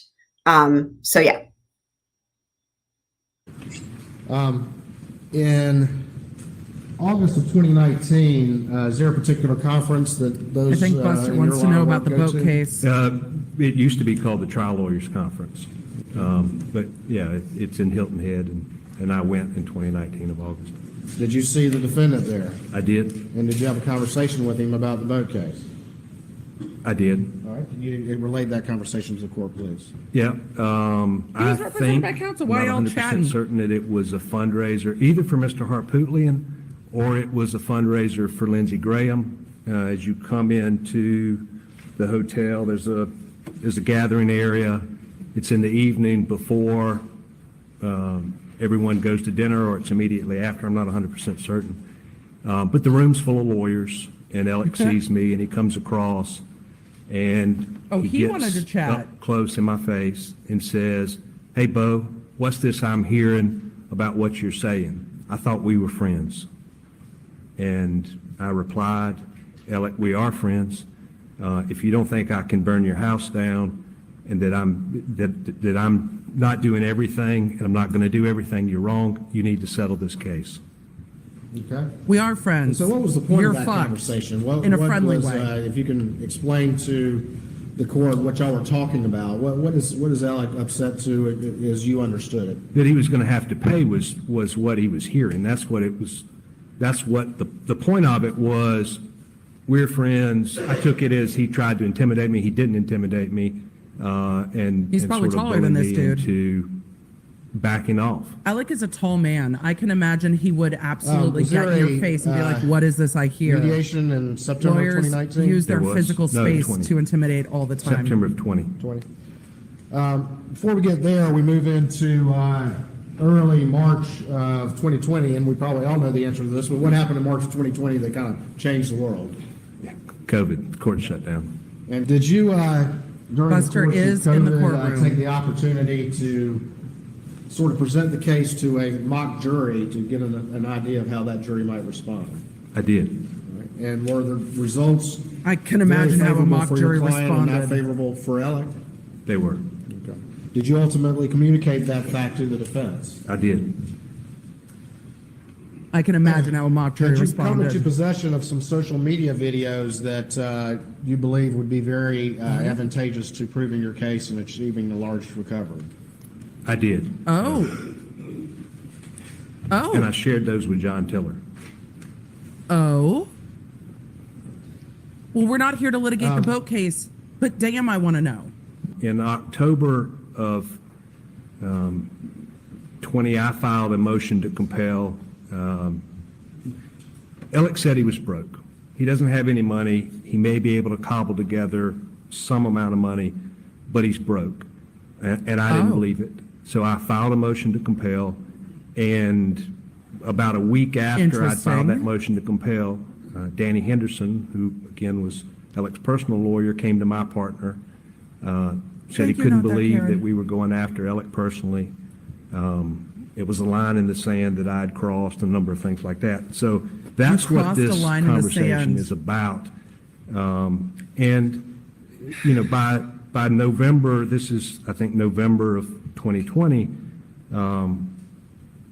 the Beach family, they want accountability. Yeah. They, Fair. They want a pound of flesh, and whatever that's going to be, it's only going to be through a jury. Fair. Or through a substantial settlement. All right, well, let me back up and we'll get to the motion to compel in a second. You mentioned that you had been Of course told they by did. the defense essentially that Alec had no money, correct? He's broke. Right, did they say he could cobble together a certain amount? Thought he could cobble together $1 million. $1 million. And did you believe that that was accurate? It couldn't been. All right, and why did you not believe that that was accurate? Well, Because he's rich AF, fam. when you practice Not law. a legal answer. Not necessarily with, meaning in the same case, but when you go to a roster meeting, if there were 50 cases on the roster in Hampton, Alec may have had 50 or 60 of those percent of those cases. And so they're actively being settled. I know that he's actively making money, and you just can't possibly be broke if you're making money, not the way he was. So this is the same thing that we all keep thinking, right? You just can't possibly be broke. It's like not possible. And we hear that from witness after witness that work, you know, in a similarly to him, civil attorney when he used to, making, you know, probably some sort of similar income. Most of them will say they made less money than him, but essentially they're just saying, like, you look at how many cases he's settling, he has to be, there's just no way, right? So. Making money. And then beyond that, I mean, my clients have known Alec and his family forever. And so their perspective is that there's generational wealth as well. Did you, was $1 million going to be enough Facts. money from your client's perspective to settle this case? It wasn't enough from my perspective. Okay. I can explain that if you want. Yes, please. Yeah. So one of the things that I didn't appreciate, that I came to appreciate by this point in time is that, and it may not make a whole lot of sense, but if I told a lawyer who does what I do that I'd settled the case, there's a lot of speculation because I've had cases with the firm and members of the firm are my friends, that somehow there's a fix on. I think for a long time, Alec thought there was a fix on, that that he was He's just not a alone. placeholder, a venue defendant. Right. And so if I told you I've settled the case, and then the next question would be, what did you settle it for? I said, well, I took the insurance company. If you knew what I know and what plaintiff's lawyers know, you'd think, well, there was a fix. The only reason I would take it is because it was a fix. I didn't see a substantial difference between He's going to have to explain that more if he that testifies number in and $1 front of the million. jury. And so I thought that if you told 10 lawyers who were knowledgeable about these kinds of matters, I took $1 million from Alex, who from everyone's perspective has lots of money, is making piles of money, they would think that it was a fix. So That it was a before sham. we even get I think is what he's to getting to. what's a fair amount, what should you take? You know, the analogy I use with my clients is it's kind of like that show Deal or No Deal. You may have the $1 million suitcase, or you may have a zero suitcase. But it's not until good idea. there's a significant a enough good offer that analogy. you could do worse, that you should settle a case, any case. And so at $1 million, it just wasn't Enough. there wasn't any risk to them that would prompt me to recommend them to take it. So when you say, okay, you say he's broke, I don't believe that, show me the books to prove that, what was your response from Alex's defense? Notice the defendant is Well, not it was sort rocking of back and stonewall, forth today. To begin with. I mean, ultimately, I got a formal response, looks which was an enraged. objection that prompted the motion to compel in October of 2020. And if you would, tell me what your interrogatory was asking for. and Interrogatories are questions Well, that you in its broad give sworn terms, answers. Well, let's just read it real quick. All right, list all checking and or Lawyers savings lawyering. accounts, including credit union accounts, certificates of deposit, 401k accounts, Lawyers lawyering. SEP accounts, IRAs maintained by you individually and or jointly with any others, regardless of whether or not the account. What he's reading right now is the motion to compel. So this motion to compel was with an interrogatory, which means a motion to compel comes from the court. So you have to compel, it means you have to provide what we're asking for. And in this case, it's an interrogatory, which means you have to answer these questions truthfully. And what they're asking for, and this is typical, this is common, done all the time in civil cases, they're asking for, I need all your accounts. I need to know your checking accounts, 401k. And so he's reading from this motion to compel what they were asking for. And this is exactly it. This is the show me the books. This is the thing where it's like, Alex was like, oh, I'm fucked, right? Or accounts have been closed from February 2019 to present. Right. And ultimately, what was the Alex defense's response to that, generally? You don't have to read that, but just tell me. It was overly broad, unduly burdensome, and irrelevant. Okay. And so ultimately, you filed a motion to compel, is that correct? That's correct. And the idea was, if you say you're broke, show me the books, and they had refused to with the We'll go from response there. to this interrogatory, as well as others, is that correct? Correct. All right. Alec does not seem to be liking this at all. Let me ask you this, who were his attorneys in the boat case, Alex's attorneys?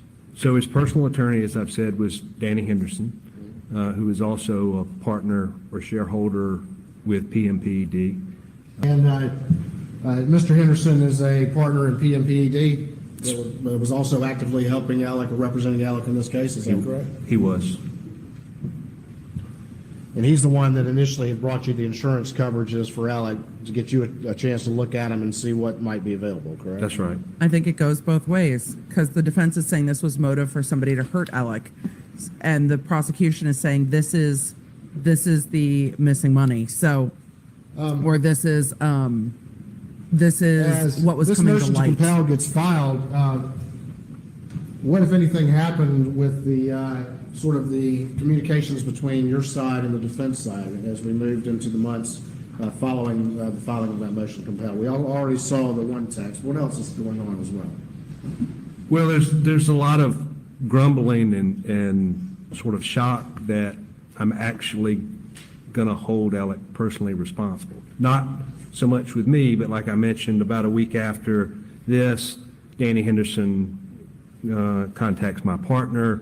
There were a number of times when Tabor Vox was contacted, And so nobody says anything directly to me in terms of that regard, but that's what's going on. It was said to them because they knew it would then be told to me. When we look at the particular that I would interrogatory hold right Alex here that you Murdaugh have filed a motion to compel on, personally responsible. and what are you trying to get? What information are you trying to get with that interrogatory? Shock. Well, you know, the way to, again, like in my example of the deal or no deal, I mean, what I'm trying to do is put pressure. He doesn't want me to have access to his accounts. At the time, I think it's because I'll see how much money he actually is making and how much he has. And so, you know, that's what I'm trying to do, is put pressure on him to force him into a settlement. You don't want it disclosed? Here are the keys to the jail. You enter into an agreement and let's go settle the case. In the event, though, he doesn't settle in response to this, what information are you trying to get? Well, it's certainly not a number. It's certainly not Alex's estimation of what his net value is. I wanted the accounts because I knew that the only way that he could be broke is that money had been hidden. And so I was going to look for and trace Money or begin shifting. that process of doing that. All right, and explain that to the court. When you say that you knew that if he was, quote, broke, in your estimation, money had been hidden, and so therefore you were going to look for and trace that information. What do you mean by that? Why did you think money had been hidden? Well, there wasn't any way he could be broke. I mean, I know he's actively settling cases. Some cases, big cases, some cases, small cases, but they stack up lots of cases. He's handling a lot of cases. So there's just no possibility that he could be broke by anyone's definition. And we've heard from the CFO that he was trying to structure those If legal ultimately, settlements to and go we'll into talk his more about wife's this in a name minute, or to go into an annuity.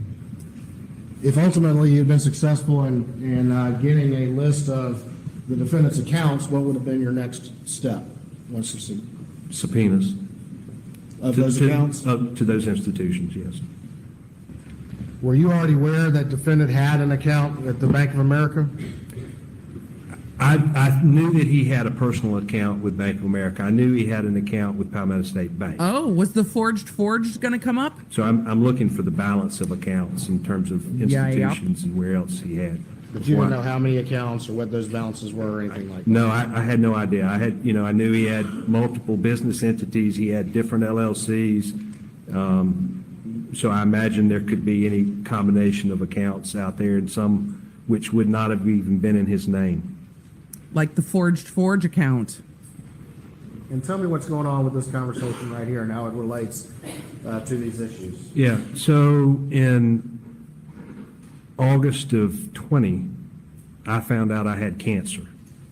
And by November, I knew how bad it was. And so in January, I went to, I had stage 4 cancer, and I went to Florida from the end of January till April the 15th on my first round of treatment. So I'd just come back. Shortly before I was diagnosed with cancer, John Tiller was also diagnosed with pancreatic cancer.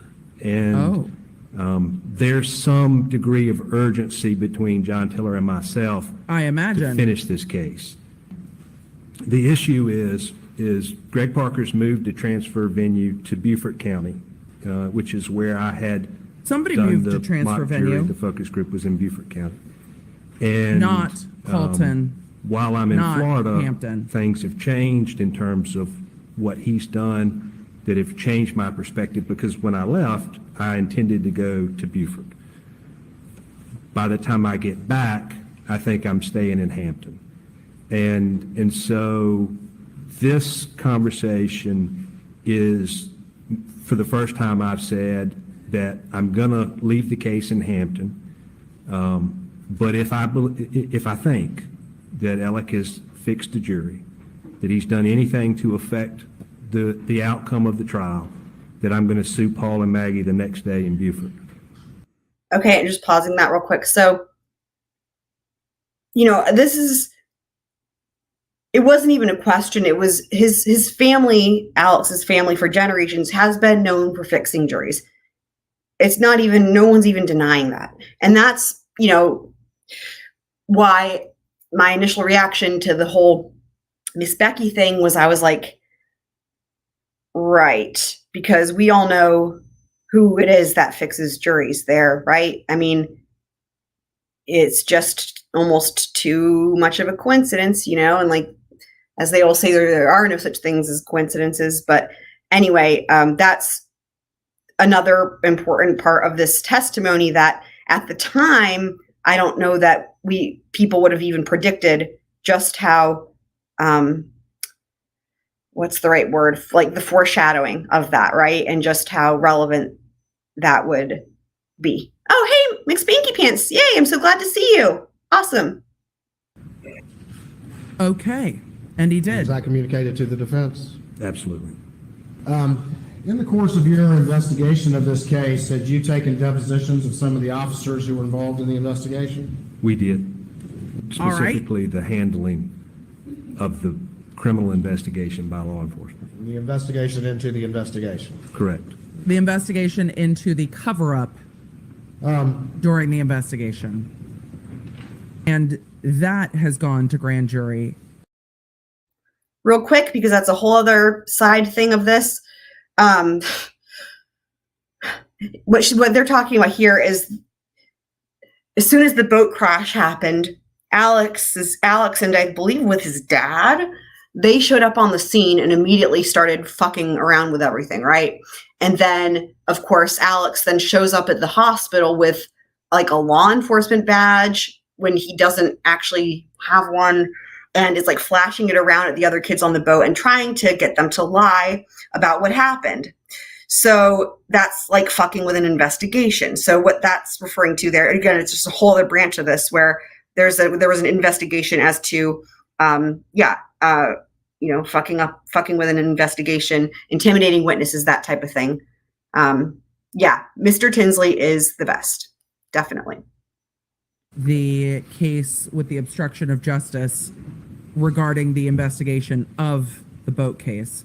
This, for those of you that have not followed the Murdaugh saga closely, this is all like what is happening, because a lot of this is not related to the murder case, but it's the context of the murder case, and that's why it's so confusing. They're all having a conversation that, if you're not privy to all the history behind this, is so confusing.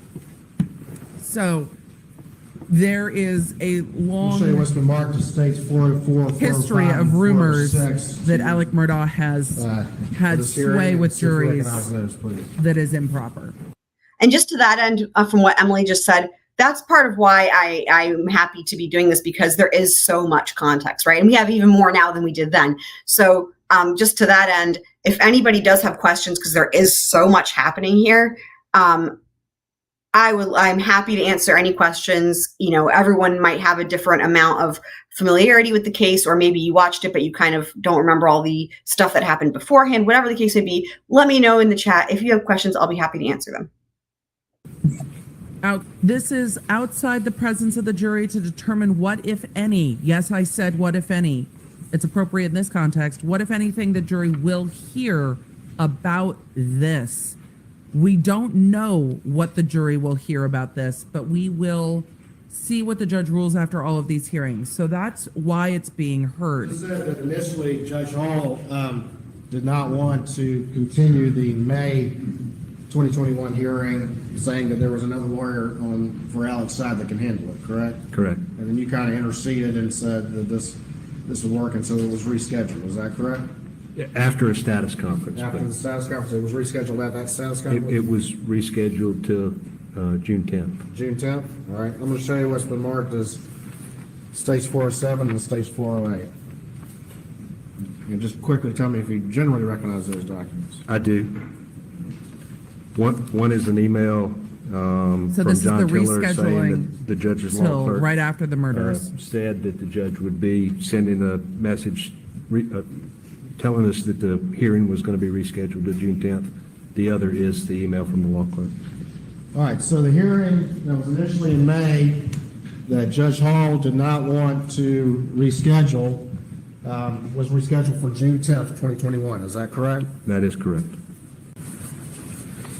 And ultimately, that would be to hear a number of things, but one of the most significant things would be your request for a list of all checking accounts from Alec, all identification of all accounts. Is that correct? It is correct that that motion was going to be heard. And ultimately, when the murders happened, I'm going to show you what's been marked as Exhibit 408. What happened to that particular hearing that was scheduled that way? It was continued. The defense is going to argue that that would have been continued anyway due to the death of Alex's After father. the murders But his happened- father passed on June 10th, so maybe not. Let me ask you this. You've known Alec and have worked with him for a number of cases, is that correct? I had not worked with Alec in a number of cases, but I've known him for a long time. Okay, but you were generally familiar with him as a lawyer, is that right? I was. And what was your assessment of his skills as a plaintiff lawyer? What was he particularly good at? He was particularly good at Convincing people they should work with him. reading people, making people feel like Tom Girardi. they were the most important person in the room, and capitalizing on surprise with the defense. You have a case with Alec. He hasn't done anything. It's Monday morning of the roster. Maybe you expect it to be continued. And he says, I'm ready for trial. And so he leveraged a lot of settlements that way. All right. Was he good at understanding the Reading people. the emotional Great, and this is all sympathetic reading. aspects of plaintiff's work and tort work that can be so crucial? He was a in rainmaker. Defining what recoveries can be in these types of cases? He convinced Yeah, I people think they he was wanted to work with particularly him. good at reading people and knowing what made people tick. You've testified that you had made it very clear to the defense throughout this time period that you were seeking a substantial personal recovery from Alec and had been told, well, he's broke, which you then responded, I don't believe that. Show me the books, correct? Correct. And that was what was on the table for June 10th, 2021, correct? Among other things, but Among yes. other things. But that's on the table, correct? Correct. After the murders happened, did that have any effect on your assessment of the case against Alec, and particularly as it relates to the sympathies and the emotion of the case, which can be so important to recovery? Yes. it did. Explain that to the court then. Well, initially, probably say the first week, there was the shock and horror of what had happened. And nobody really thought about anything other than that. Fair. But pretty quickly, I recognized that the case against Alec, if he were a victim of some vigilante, would in fact be over. Be over. It would be over. And explain just quickly to the court why that's the That, case. Well, you know, that is the testimony when you're asking for a money judgment, that they want in front of the jury. people have to be motivated to give you that money judgment. If you represent Attila the Hun versus some sweet old grandmother, nobody's going to give Attila the Hun money. They would give money to some sweet grandmother. So if Alec had been victimized by a vigilante, nobody would have brought a verdict back against Alec. And I had other defendants in the case, so I would have ended the case against Alec. That's facts. That's facts. That's facts. After this happened, if he is victim of a vigilante, the Mallory Beach mentioned case, before that you millions had hanging advised over his defense head of and the some of Mallory the Beach case goes away. That was the mock point jury presentations that they want you in had front of the done and some jury. the results from that and how That they were very point. favorable to your case. Is that correct? The defense and some of Alec's partners, but yes. You're going to go to trial and get a verdict against Alex Murdaugh, correct? That was what you thought. That's where this was going. No, I mean, I didn't see how any reasonable person wouldn't settle the case, especially Alec. So I expected the case to settle. 90% of cases settle, maybe 99, but if we had to try it, yes, we were going to try it. And if you were unable to offer more money, then your expectation on, say, on June 7th, before these murders, your expectation was if he doesn't offer more money, we're going to trial. Any money. Right. It was no money. No money had been offered. So your expectation. Only was we're going to insurance trial. money had been offered. If you offer me no money in a case that I'm pursuing against you, then the response is, we are going to trial. The response and you were is, pretty far from trial on June 7th. that's the response. 2021, were you not? No. You believe you were close to taking it to trial? There was an urgency because John Teller knew that he had about a year to live. And we were going to try that case. My expectation was early fall, late summer. So they were pushing to go to You trial. expected to try the boat case in the summer of 2020, late summer of 2021? Yes. August, September, October, sometime in that time. You felt like you were only 2 or 3 months away from trial? Sure. Even though we had all these pending doesn't motions believe that him. hadn't even been heard, including what venue to have?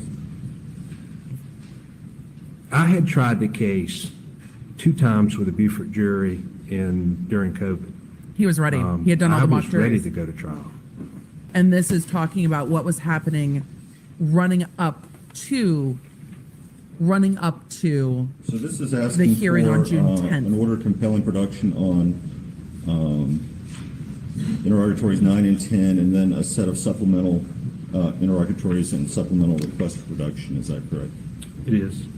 But I'm happy to speak to 9 and 10 because, 9 and 10 asked Alec about. Sir, no one's asked you about it.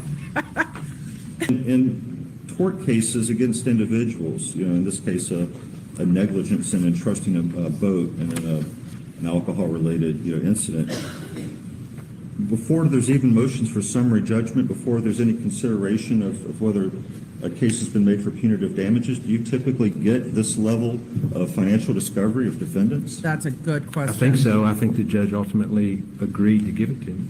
It's a very good question. He agreed to give it to you. Sure. But I thought the hearing didn't happen. Well, you thought wrong. There's a lot of papers, so maybe you got confused. But I thought the hearing didn't happen. Well, you thought wrong. There's a lot of papers, so maybe you got confused. He granted this motion? I think so. You want to see the order?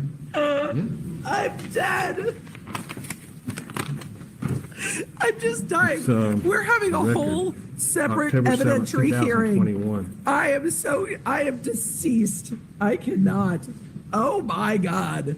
And correct me if I'm wrong, what you've highlighted here is that Mr. Tiller, because of frustration circumstances beyond his between these control, parties. unable to gather, provide necessary information, answer requested interrogatories.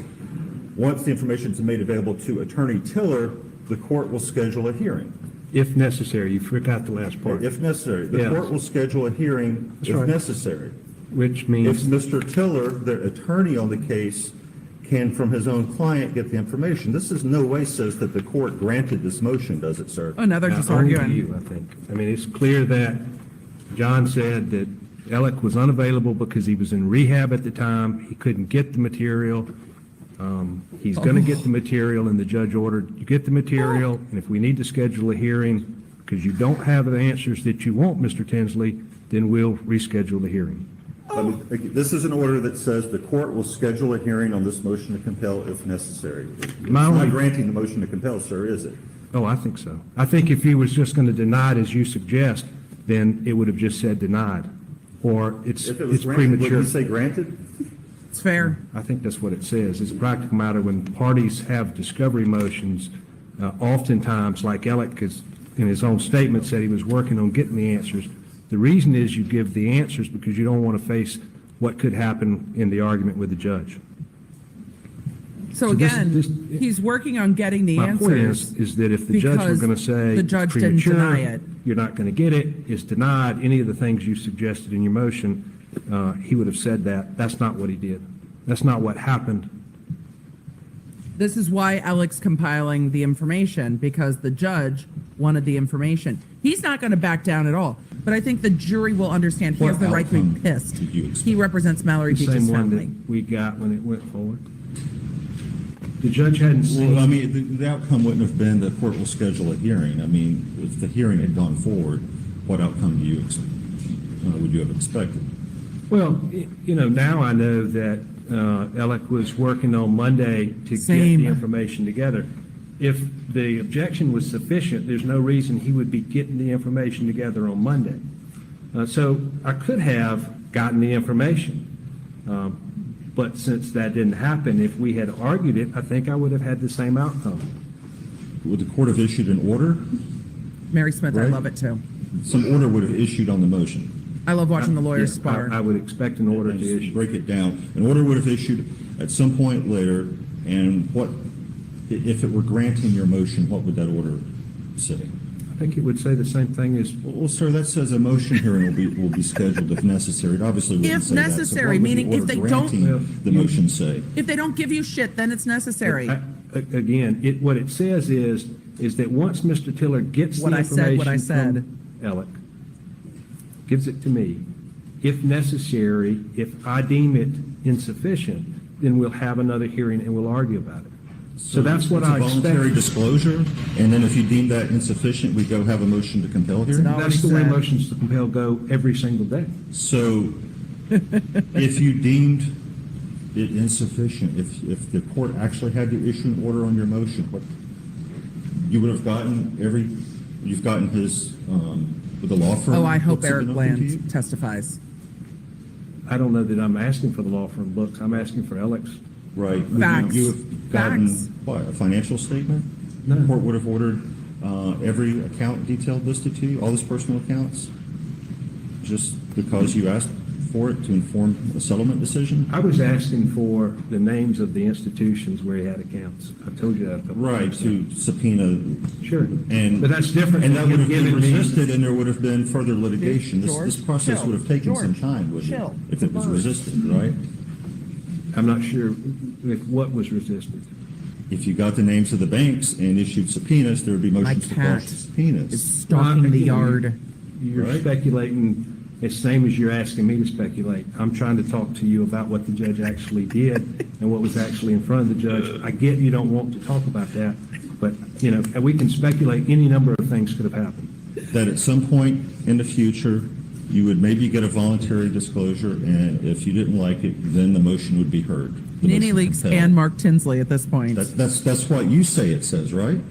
Well, if we had shown up and they had made the argument that you're advancing here, then maybe in this imaginary world, there's things that didn't happen, the judge would have The quotes actually coming ruled out of on it. this We would hearing. have- We would have a ruling on whether or not it was relevant, whether or not I was entitled to it. And you'd have been relevant for Alex, but not for Parker's. Parker's is irrelevant to this There are conversation. different things that are being asked here. So keep trying to confuse the And to issue. your point, if it were the same, why didn't the judge sign the same order that you say he would have done? That's not what he did. At the same time we argued the Parker's motion, we argued the motion for Alec. And so he came to two different conclusions on those issues. One is, he said it's premature. The other is that Mr. Tiller's going to get the information, give it to the plaintiffs, and if it's not sufficient, we'll have another hearing. I don't know how you can be any clearer than that. His job is not to make it clear, my guy. You know that. He's trying to make it clear. Look at Harpootlian. Harpootlian is like, this is what I want to ask. Harpootlian doesn't get to get up and ask. Court is spicy this morning, and I'm here for court being spicy this morning. This attorney is not suffering any of this good old boy shit either. He represents the Beach family. The things he has seen that went on with the Beach case are disgusting, are being investigated, and are unethical. So Mark Tinsley is just like, I'm not. Sir, do you have your initials embroidered on your sleeve? Does he have his initials embroidered on his sleeve? Oh my God, I love it so much. I love it so much. He's just like, I am sick of this shit. And he is not going to back down.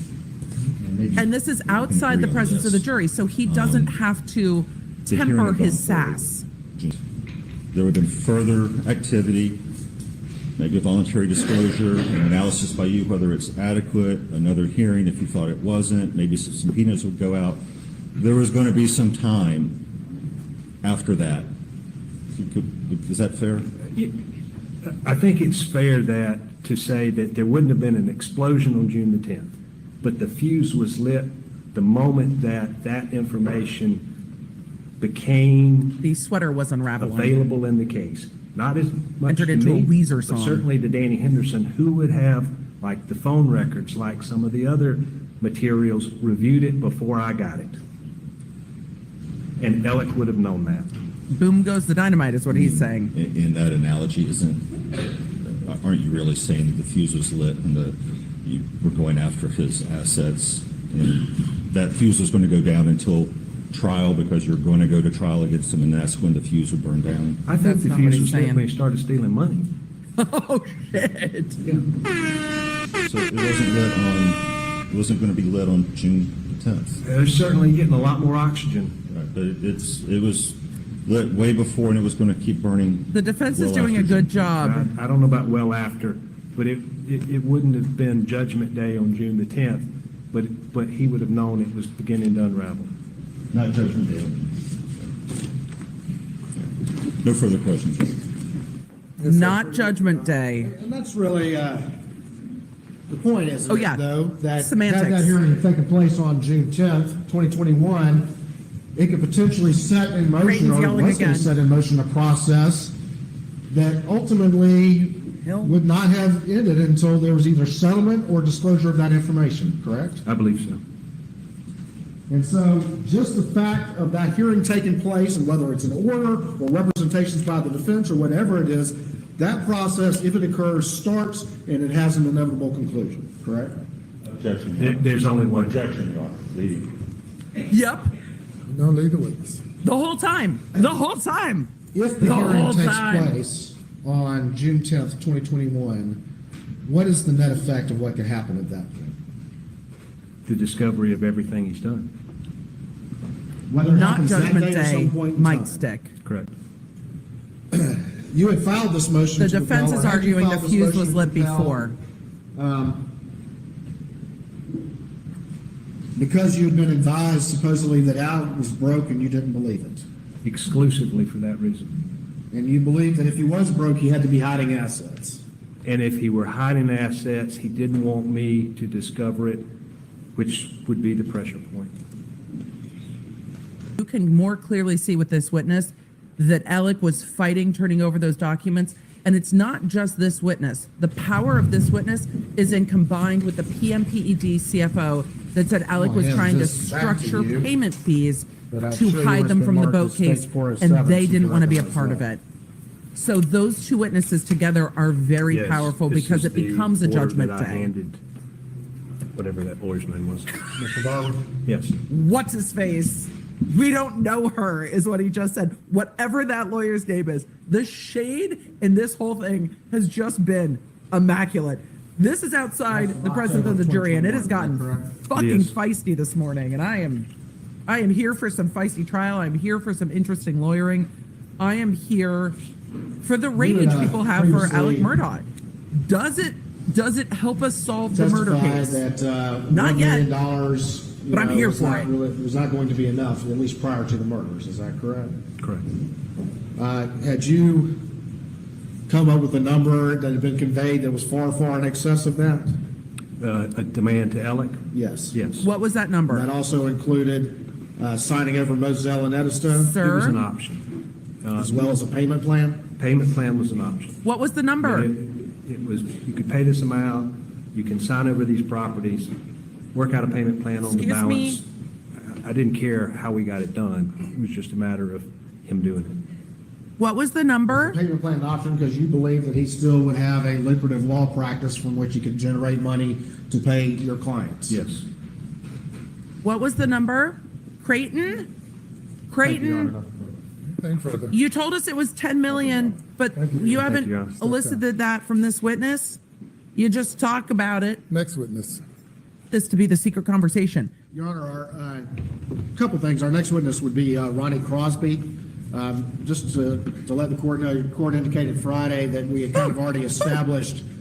Here it is. As far as clear and convincing evidence on the law firm issues. Mr. Crosby would be here about that meeting I referenced to, Your Honor, just to establish the circumstances of that. I don't plan.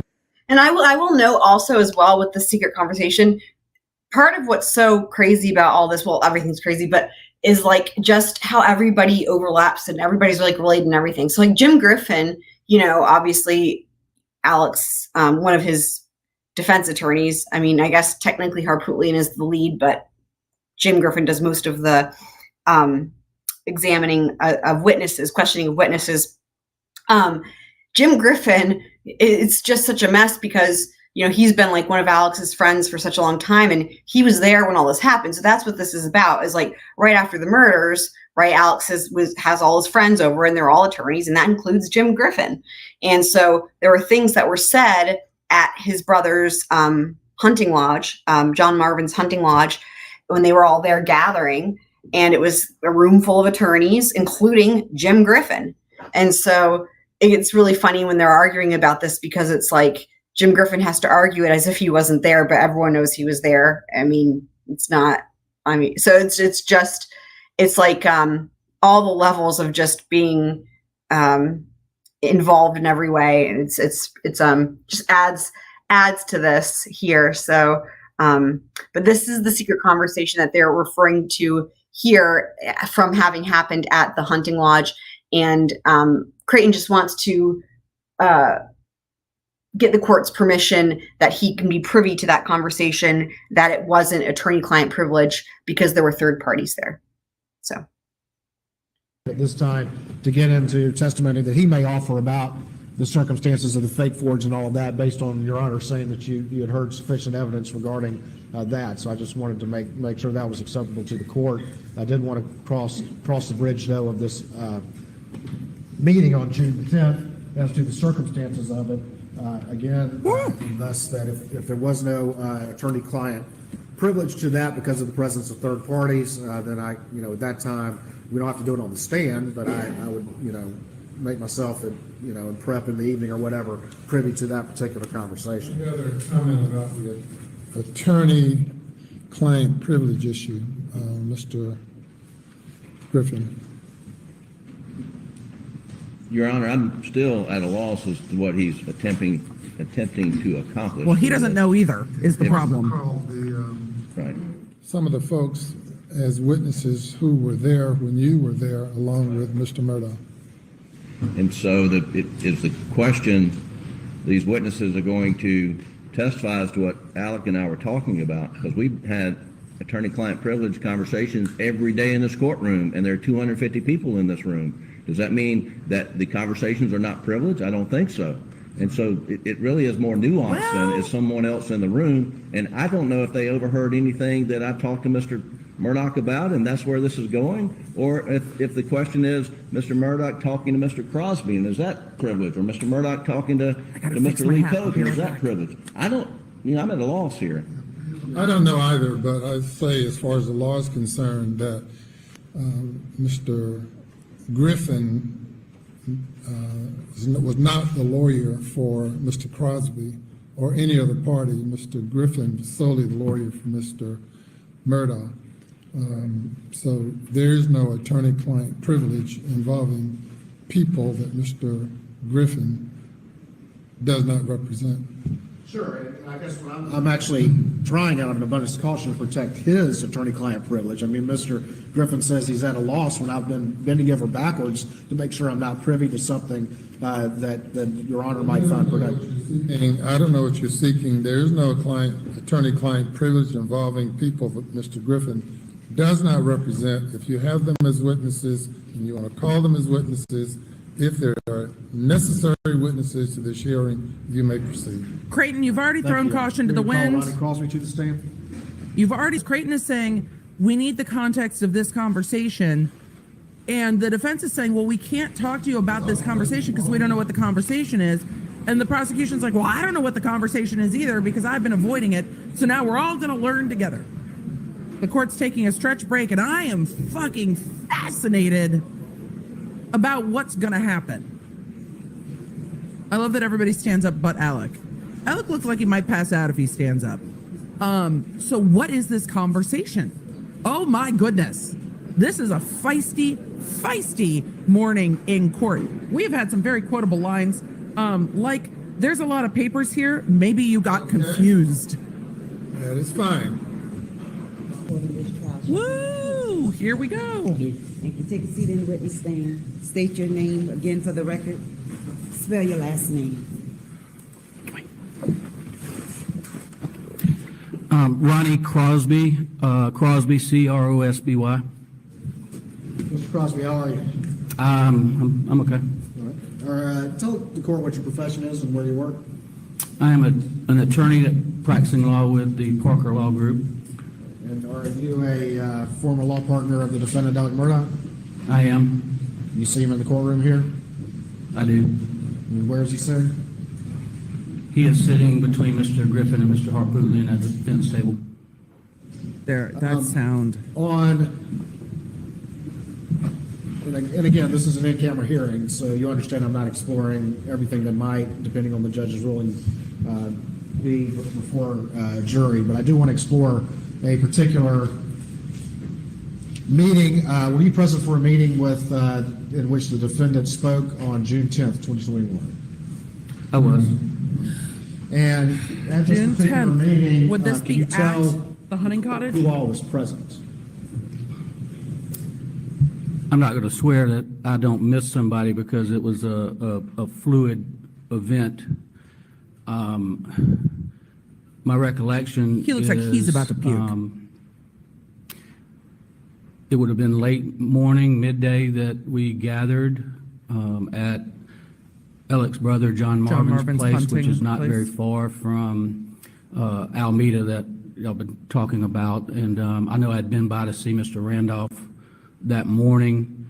There was going to be a meeting with law enforcement. They had given Alec a couple of days before they were meeting with him, and so we gathered there. This is before the I was present. did him so bad Mark Ball was present. Lee Cope was present. conversation. John Marvin was present. At some point, I believe, I don't remember exactly when Buster arrived. Jim Griffin arrived at some point. Chris Wilson? And I want to say Corey Fleming was there. And there could have been others. This is tough Right. for him. While that group of people were assembled, did This the has gotta be defendant- uncomfortable I don't for wanna this get to the witness. content, but the defendant make any statements? He was Alex's brother, about essentially. what had We heard happened that the law on firm was a night of June brotherhood. 7th, 2021. He did. We were there as friends. We had been with him starting the night of the murders, every day. And we were there for support, and he went over the events of that afternoon or that evening, starting Oh shit. from the time he got home from work until the discovery of Paul Manning. Where was this discussion taking place? Was it inside, outside? We were in John's house there. I guess, I don't know if he calls it a house or a hunting lodge, but we were inside. But largely, I mean, there was some in and out of the house as well, but the majority, we were all sitting in a room together. And I was doing more listening than talking. And were these the statements being made by the defendant, were they being made quietly to his counsel, or were they being made openly to all the people in the room? Well, the statements that I heard obviously were for me to hear them, I was not overhearing a conversation that was private between Mr. Griffin and Mr. Murdaugh. They did have some private conversations that the rest of us were not privy to, but They knew the difference. so there's a mixture of that. But there were private But they knew the conversations that difference. You don't know what they were because you weren't privy to those, correct? Correct, and this was before, I believe, the South Carolina Law Enforcement Division agents arrived at this location. To be clear for the court, you did at other times, aside from this meeting or this discussion, have conversations with Alec about his activities the night of June 7th, 2021. They were outside of this, is that correct? Well, that's correct. I mean, obviously, we all He's establishing that this were is in not shock, but also privileged. wanted to try to find out what all had went on because we, as we got past that night of June 7th and the morning of June 8th, we're all, Y'all, I'm riveted. I'm riveted. I'm nervous. Like, why am I nervous? I'm trying like, to help find what did out he say? what had happened and who may have been a potential suspect. they wanted to help. But in this investigation and in preparation, you were instructed to stay away from those until from that meeting, as opposed to the other ones that weren't in that meeting, out of an abundance of caution until we could get guidance from the court as to whether or not those in any way were protected. Is that clear? That's correct. I mean, we had multiple conversations, as you might expect, all of us in a group, and it may be pieces and parts, but what you and I have discussed up until now have been outside of what was discussed on June 10th at John Marvin's house. Alex face is giving, how could you do this to me? I don't believe I have anything further for purposes of this, no. No! Anything further? You're not going to ask him what was said? Creighton! He's just establishing that it's not privileged. Do we have to wait? Yeah, I told you I might miss one, but Danny was there. I don't think Danny was there at first, but he ultimately arrived. And the meeting had been scheduled so that It's so awkward that Jim is doing this Alex cross-examination and because he others, was there. Brother Randy, for one, and John Marvin and Buster could be interviewed by SLED. Is that correct? That's correct. The purpose was to, that SLED had scheduled a time, and I don't know who scheduled it, and you're correct, Randy was there. And it was essentially going over the timeline of the evening of the 7th, because knowing that that Alex was going to be interviewed, and I think Buster was, and maybe Randy and John Marvin over the course of that afternoon. Now, you were not scheduled to be interviewed, correct? I was not scheduled to be interviewed, and Jim, now that you speak of it, I do think that while Mr. Randolph did not come into the meeting, he and whoever brought him over did come by. Right. Those are two that I'd forgotten. Yeah, and then went back to Alameda, where he died within hours of that. Right? He died as we were leaving, or right after we left this meeting with law enforcement. We were on our way back to and Randy got a call, and that ended the law enforcement. Did you meetings. sit in any of the interviews conducted by SLED in the car? I did not. Okay. And Lee Cope was there, and he was not to be interviewed, right? That's not why he was present. We were there as friends to provide support and listen. And Mark Ball also was present. Mark was, and I know Mark had some meetings with law enforcement about some concerns that he had, not about potential suspects and safety of. And had you recall whether you and or Mark and Lee had given Alex some advice about whether he needed to have a lawyer at this interview? They all gave him poor advice, by the way. I don't remember that specifically, but knowing that you were already involved, I mean, any of us would have thought it was a good idea. Okay. What do you know whether Alex considered you and Mark and Lee, as well as Danny and to be his lawyers, as his counsel that day? No, they were friends. I mean, do you know what he was thinking?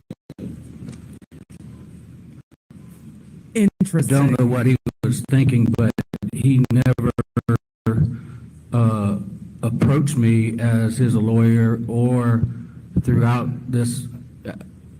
I never had the perception that I was representing him. Well, did you, or trying to find another way to privilege presence, Mark Ball or Lee Cope, make it clear to Alex that, hey, we're not your lawyers here, and if you talk to Jim Griffin in my presence, then there goes the attorney-client privilege. Nice try, Jim. Give him that warning. Why would they give him that warning? He's a lawyer too. Mr. Griffin, we're all lawyers. Other than John and Buster that were there, don't think anybody needed to say that, and it never crossed my mind that when we were sitting in a room and all of us were talking, that we were somehow representing Alec. Facts. No, I understand that. Facts. Jim, what the fuck, Jim? Okay. And nor would I ever do that because I don't practice in the area that you do. Right. But it's clear that Not a Danny had criminal an lawyer. ongoing attorney-client relationship with Alec, is that right? He did with regard to the boating accident. He was Alec's personal counsel in that. And Danny had sat in the initial interview in the, Oh, Danny's the one with the buttons. that was conducted by Sledge Agent Owen and Colleton County Deputy Laura Rutland on the night of June the 7th. Were you aware of that? With the Yes, buttons. I was aware of that. Okay. And he was representing Alec during that interview, as far as you know. He was present. I don't know. I saw,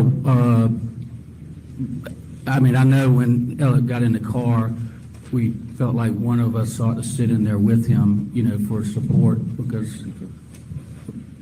Well, can you thought he say needed for support. certain that whenever you heard conversations from Alec about his recollection of what happened on the 7th, that there were any non-lawyers in the room, and I guess non-lawyers than Buster and John Marvin? I mean, can you say for certain there were no non-lawyers in the room? There were. That you're referring to hearing conversations with Alec in the group about what happened on the events of the evening of June the 7th. And my question to you is when Alec was making these statements, let me make it clear, were they just lawyers in the room? I can tell you that John and Buster were there for points of time. Can I tell you who was sitting and where John had walked out when I heard any specific thing? I can't tell you that. I couldn't catalog because I said it's a little bit fluid. People come and go, and law enforcement arriving outside and people walking out to greet them. I mean, it wasn't like the sled agents just showed up and it was some rigid This thing is where when you the walked out. cavalry showed up talk with going 4 on cars. with the officers. If you as remember well. that testimony. Okay. 1 second, Your Honor, please. I want to be in the room where it happened. Damn it. They've only asked so far about whether this was attorney-client conversations, and it seems like they are not, but they didn't get into the substance of the conversation.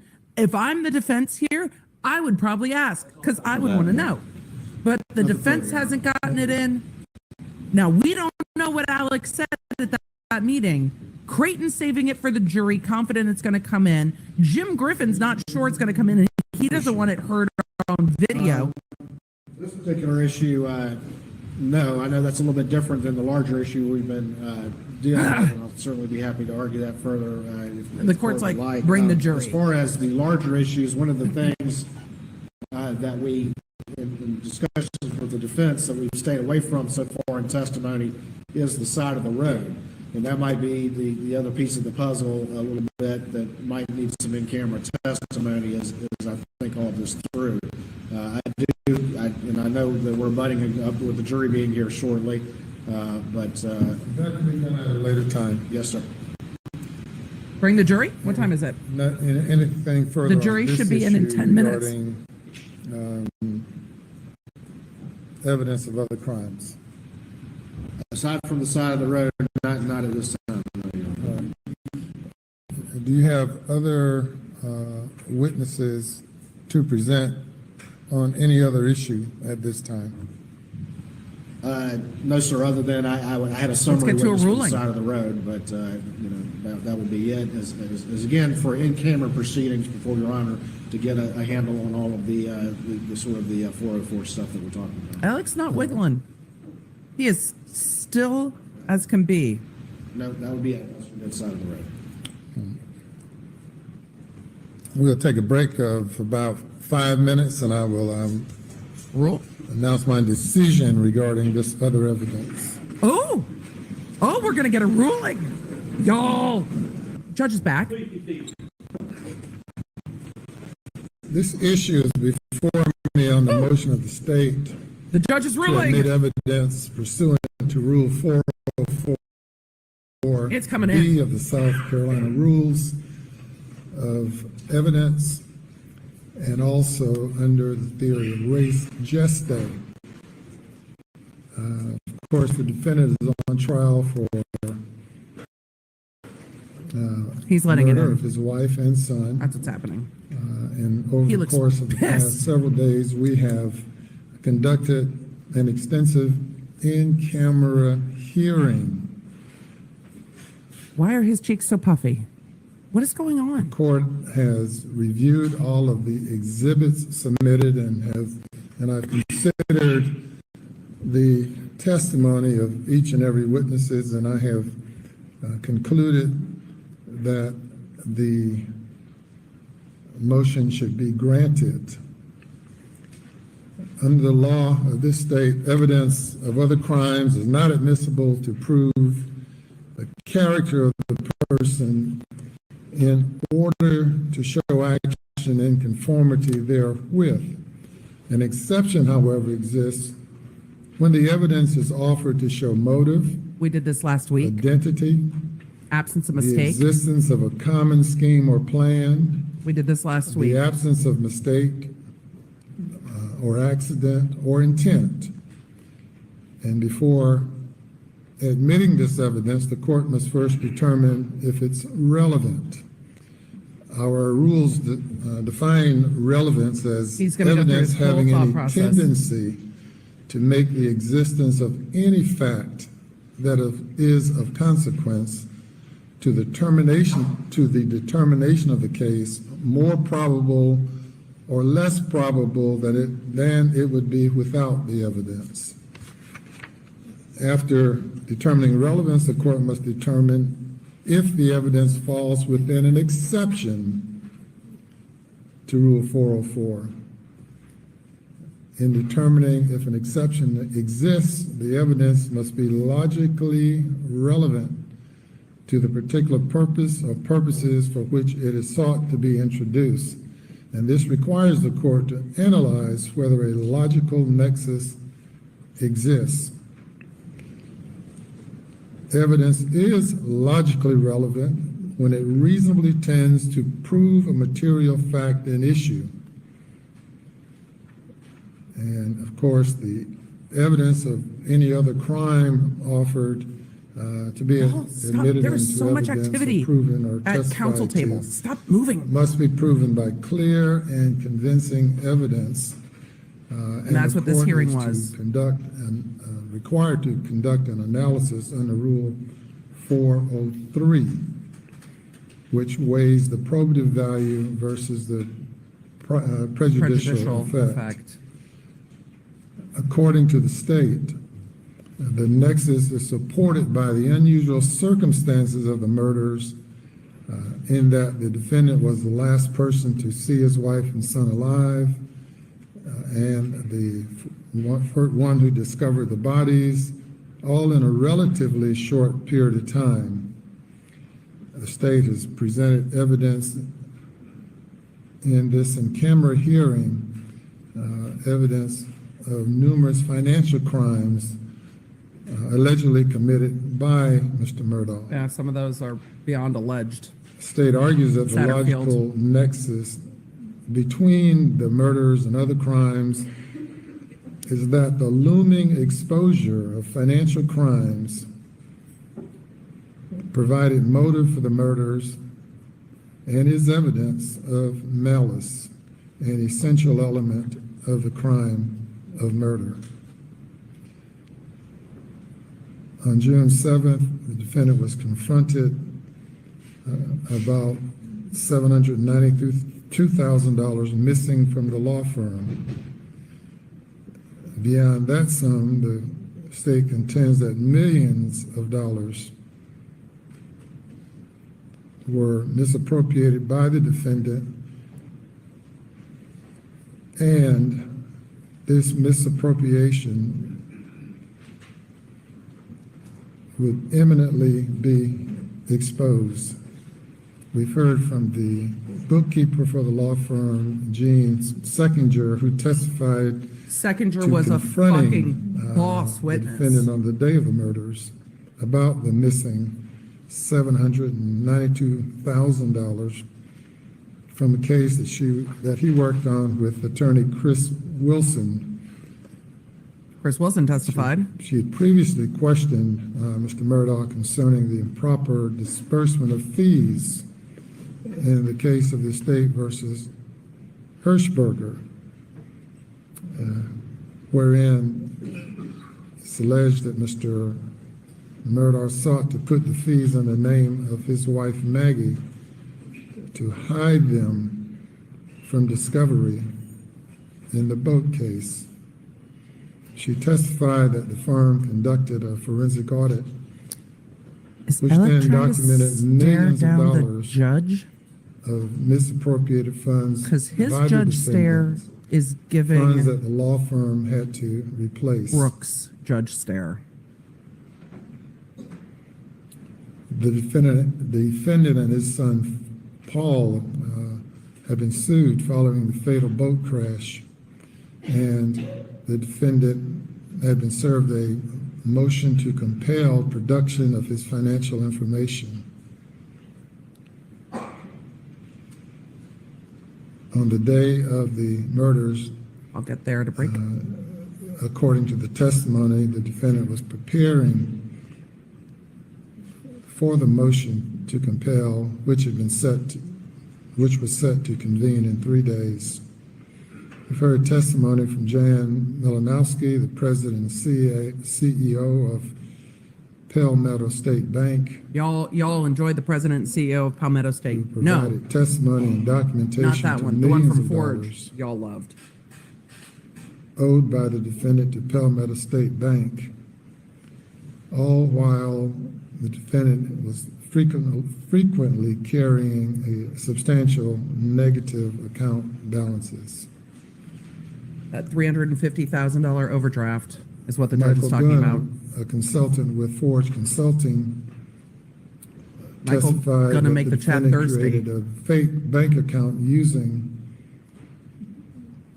the firm name of Forge. Fake Forge. And according to the testimony of Ms. Seckinger, this fake account was used as main depository for a substantial, if not most of the appropriated funds. We heard testimony from attorney Chris Wilson about confronting the defendant about the missing $792 and the personal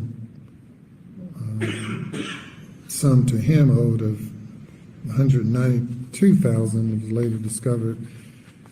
And that testimony or that confrontation took place on June 7th.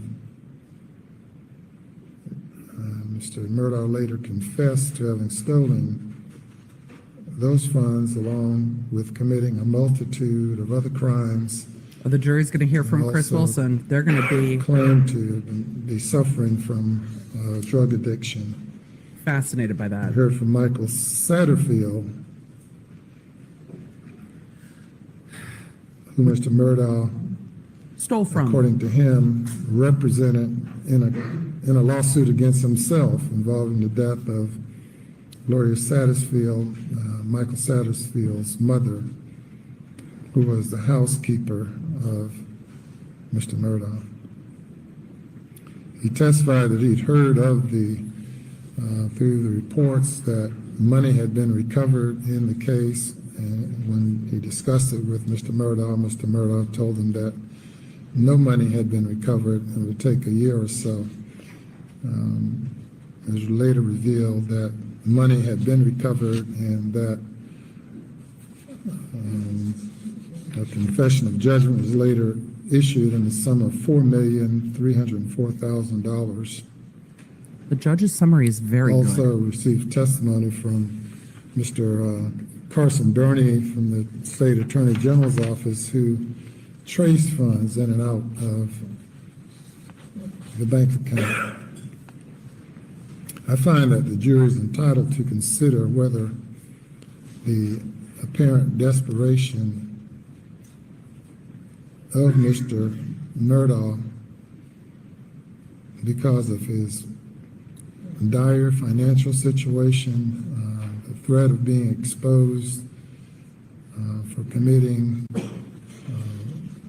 the crimes which he was later charged with, resulted in the commission of the alleged crimes. While motive is not a necessary element, the state must prove malice, and evidence of motive may be used to prove it. And in this case, since the identity of the perpetrator is a critical element that must be proven beyond a reasonable doubt, evidence of motive may be used in an attempt to meet that burden. This evidence of other crimes is admissible and it's non-propensatory, as it does not suggest to the jury that the defendant has a tendency to commit murder. Just shows the I circumstance specifically and motive. find that these other crimes will not lure the jury into declaring guilt on a different ground or than the specific charge. Which is what Thus, it's not. they need to be cautious of. Thus, it is non-propensatory evidence and supported by state law. Therefore, this non-propensatory evidence of other crimes is admissible under Rule 404B and Rule 403. Danielle will hear from all of those other witnesses Evidence, and more from them. which may be prejudicial, but it's more probative than prejudicial. As to res geste, the state alleges that Res geste is Mr. circumstance. Murdaugh was under immense pressure after being confronted about the missing fees, the upcoming hearing on the motion to compel his financial information, his dire financial straits, and looming exposure of this criminal activity. And the state contends that Res geste is Mr. circumstance. Murdaugh was under immense pressure after being confronted about the missing fees, the upcoming hearing on the motion to compel his financial information, his dire financial straits, and looming exposure of this criminal activity. And the state contends that that situation led to the murder of Maggie and Paul Murdaugh. Our courts have held that where evidence of other crimes He is making an integral a part thorough of the record because crime this will be appealed if he's for which a convicted. defendant is charged, or it is needed to aid the jury in understanding the context with which the crime occurred, then that evidence is admissible under the theory of res geste or res gesti, as some might pronounce it. I find that Shade. the activities and conduct The defense tried to correct his pronunciation last week. on June 7th, 2021, as testified to, is admissible under res geste, and that this That's evidence funny. furnishes a part of the context of the alleged crime. It's necessary to the full presentation of the case, which the state is entitled, particularly since the state is relying heavily on circumstantial evidence. I find that it is so intimately connected with and explanatory of the crime charged under the theory that the state is seeking to prove, that proof of it is essential to complete the story. And our courts have further declared that where the full presentation of the evidence is admissible, that there is no reason to fragmentize the events under inquiry by suppressing parts of the res geste. further in State v. McGee,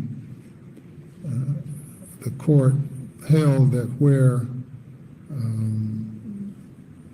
race gestae, evidence of race gestae. I wonder if Alex part never heard of race is gestae. properly admitted, then no 404B or Lyle analysis is reached.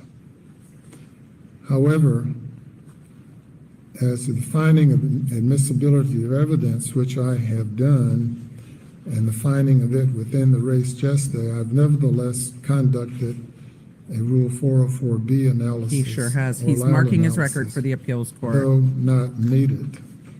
In conclusion, the state's motion to admit the other evidence or evidence of other crimes is admitted.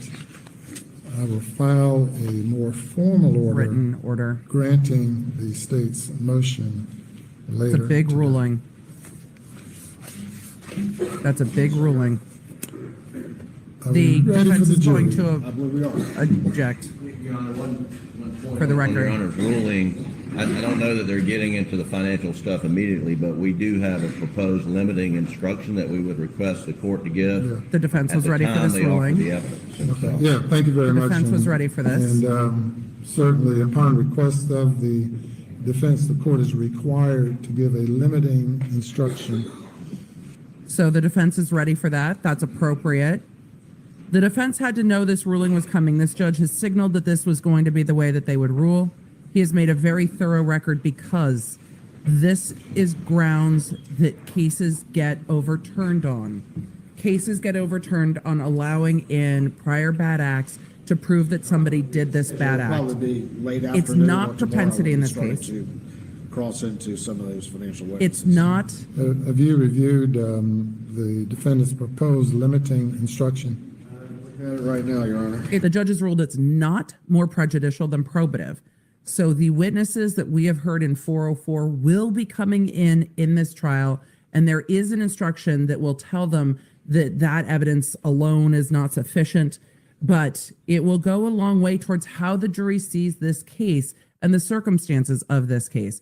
Identity is an issue, and you heard the judge say motive can go a long way to showing the identity of who did this. I think it's a fair ruling. I think it's a carefully considered ruling, and it has to be. The judge laid it out thoroughly. The judge will put this on the record because if Alec is convicted, this is going to be one of the biggest grounds for appeal.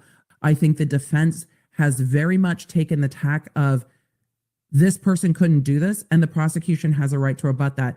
It has, the next to the last sentence has it's being allowed, and it makes a specific representation about the state, only refers to motive, not identity. It's more of a 404, not arrest gestae. I don't know that that sentence is necessary. The last sentence, I think, also has a typo in it. But I would,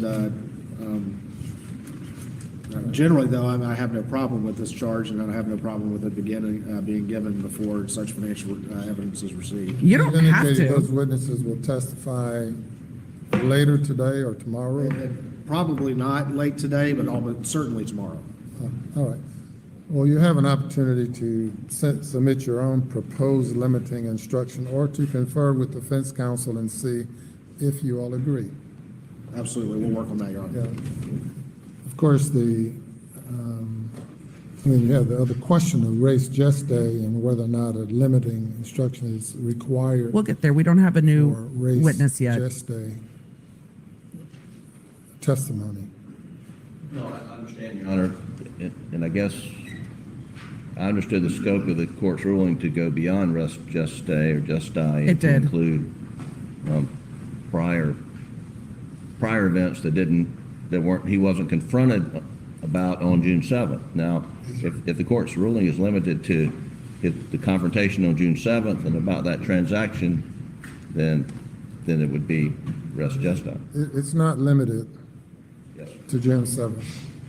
June 7th also includes race gestae, but the ruling includes all evidence of financial crimes that may likely have led to lend itself to motive for the crime committed.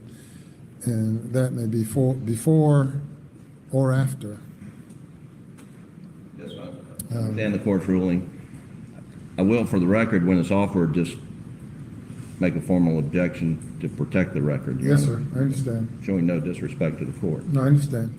He's doing, Okay, you that ready for was the a. jury? State's ready to proceed, Say Your it. Honor. Bring them on. Bring them on this morning instead of bring the jury. That's a big ruling from the judge, and the prosecution needs to be careful. They need to make sure that this does not become a trial on the financial crimes, but remains a homicide trial. This Call your next witness. for an hour. We've got an hour of testimony. Who are you? State of South Carolina, we now call Miss Michelle Smith to the stand. Oh, it's the My Cousin Vinny prosecutor. Oh, I am living for this necklace. Shelley Smith. Take a deep breath. Yes. What is your first name? Michelle. Spell that, please. Mushell. Where'd you get that name from? My auntie named me. And where did she get that name from? I don't know. Sir, do not ask her about her entire Michelle family with tree. the- Let with the her U. be. You, yes, correct. During the course of this, if you don't mind, is it okay if I call you Miss Smith or Miss Shelley or Shelley? I really don't know what's going to come out of my mouth sometimes. Is that okay? That's okay. But do you go by Shelley? Yes. Please tell these folks, Miss Smith, about Michelle Smith, where you were born, where you were raised, please.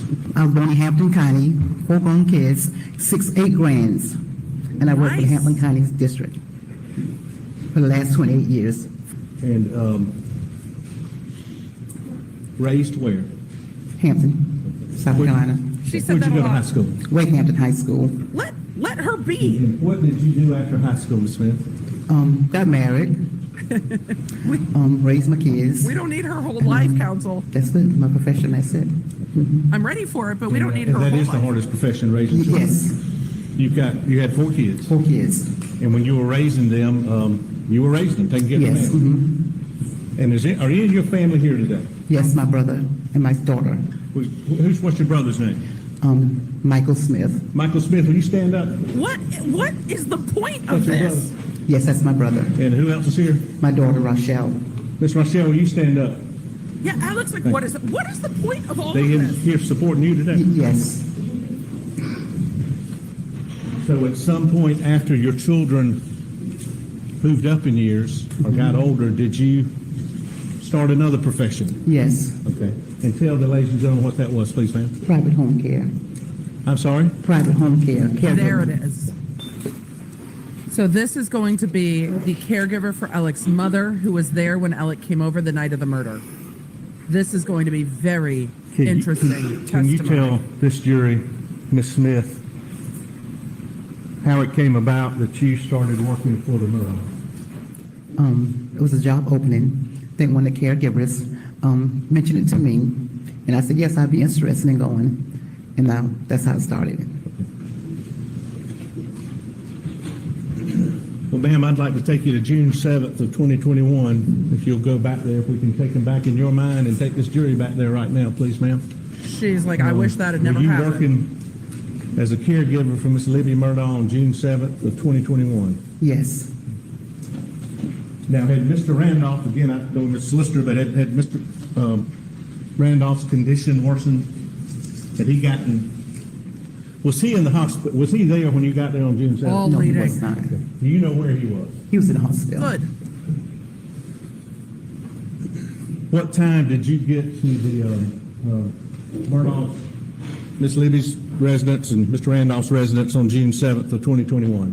7:45. Okay. And that's the time you were there? Yes. Can you tell us what Miss Libby, when you got there on June 7th of 2021, shortly before 8, where was Miss Libby? In the bed. And as a professional caregiver, and this was what time of night? 8 o'clock that night. If one of your patients that you're taking care of is in the bed resting, do you like to disturb them? No. If they're sleeping, do you want to wake them up? No. So when you got there, was Miss Libby in bed? She was in bed, yes. At some point on the evening of June 7th of 2021, did you see Alex Murdaugh? Yes. Okay. Do you remember what time it was? Approximately. The game show was on, so it had to have been 8 o'clock, 8:30, 9:30, somewhere up in there. 8:39, 9:30? There's somewhere up in there. Is it fair to say it was later in the evening? It was late in the evening, yes. And you had worked that schedule for that 8 p.m. to 8 a.m. shift for how long? 2 years. How often did he come over at that time of night? How often did he come over that time of night? Was it unusual Look at to his see face. Alex Murdaugh at that residence that time of night? Yes, on my shift, yes. So the 8 p.m. to the 8 a.m. shift, it was unusual to see Alex Murdaugh there visiting, correct? Leading. Correct, yes. When he got there, can you tell the jury what happened? The jury can see Alex's face just as well He as we called the can. house and told me he was outside. And when you answered the house phone, what did he say? He was outside. They let him in. He was at the house, Yes. right outside the house, Yes. and he called you. Yes. You let him in? Of course, yes. We have the call log of when he called. Shorts and a t-shirt. Do you remember what kind of shoes he had on? Those cloth shoes, like Sperry's, that type of material. Like Sperry's, that type of material, cloth shoes. Cloth shoes? Yeah, like cloth. I mean, yes. And you said something called Spears? Something like Sperry's, that, that kind of, but it was cloth. I know what you That mean. kind- Yeah. Tell the ladies and gentlemen of the jury, Stop can you moving, describe counsel. Alex Murdaugh's demeanor on June 7th when you were there with him and his mother Libby? He just How was he came, acting?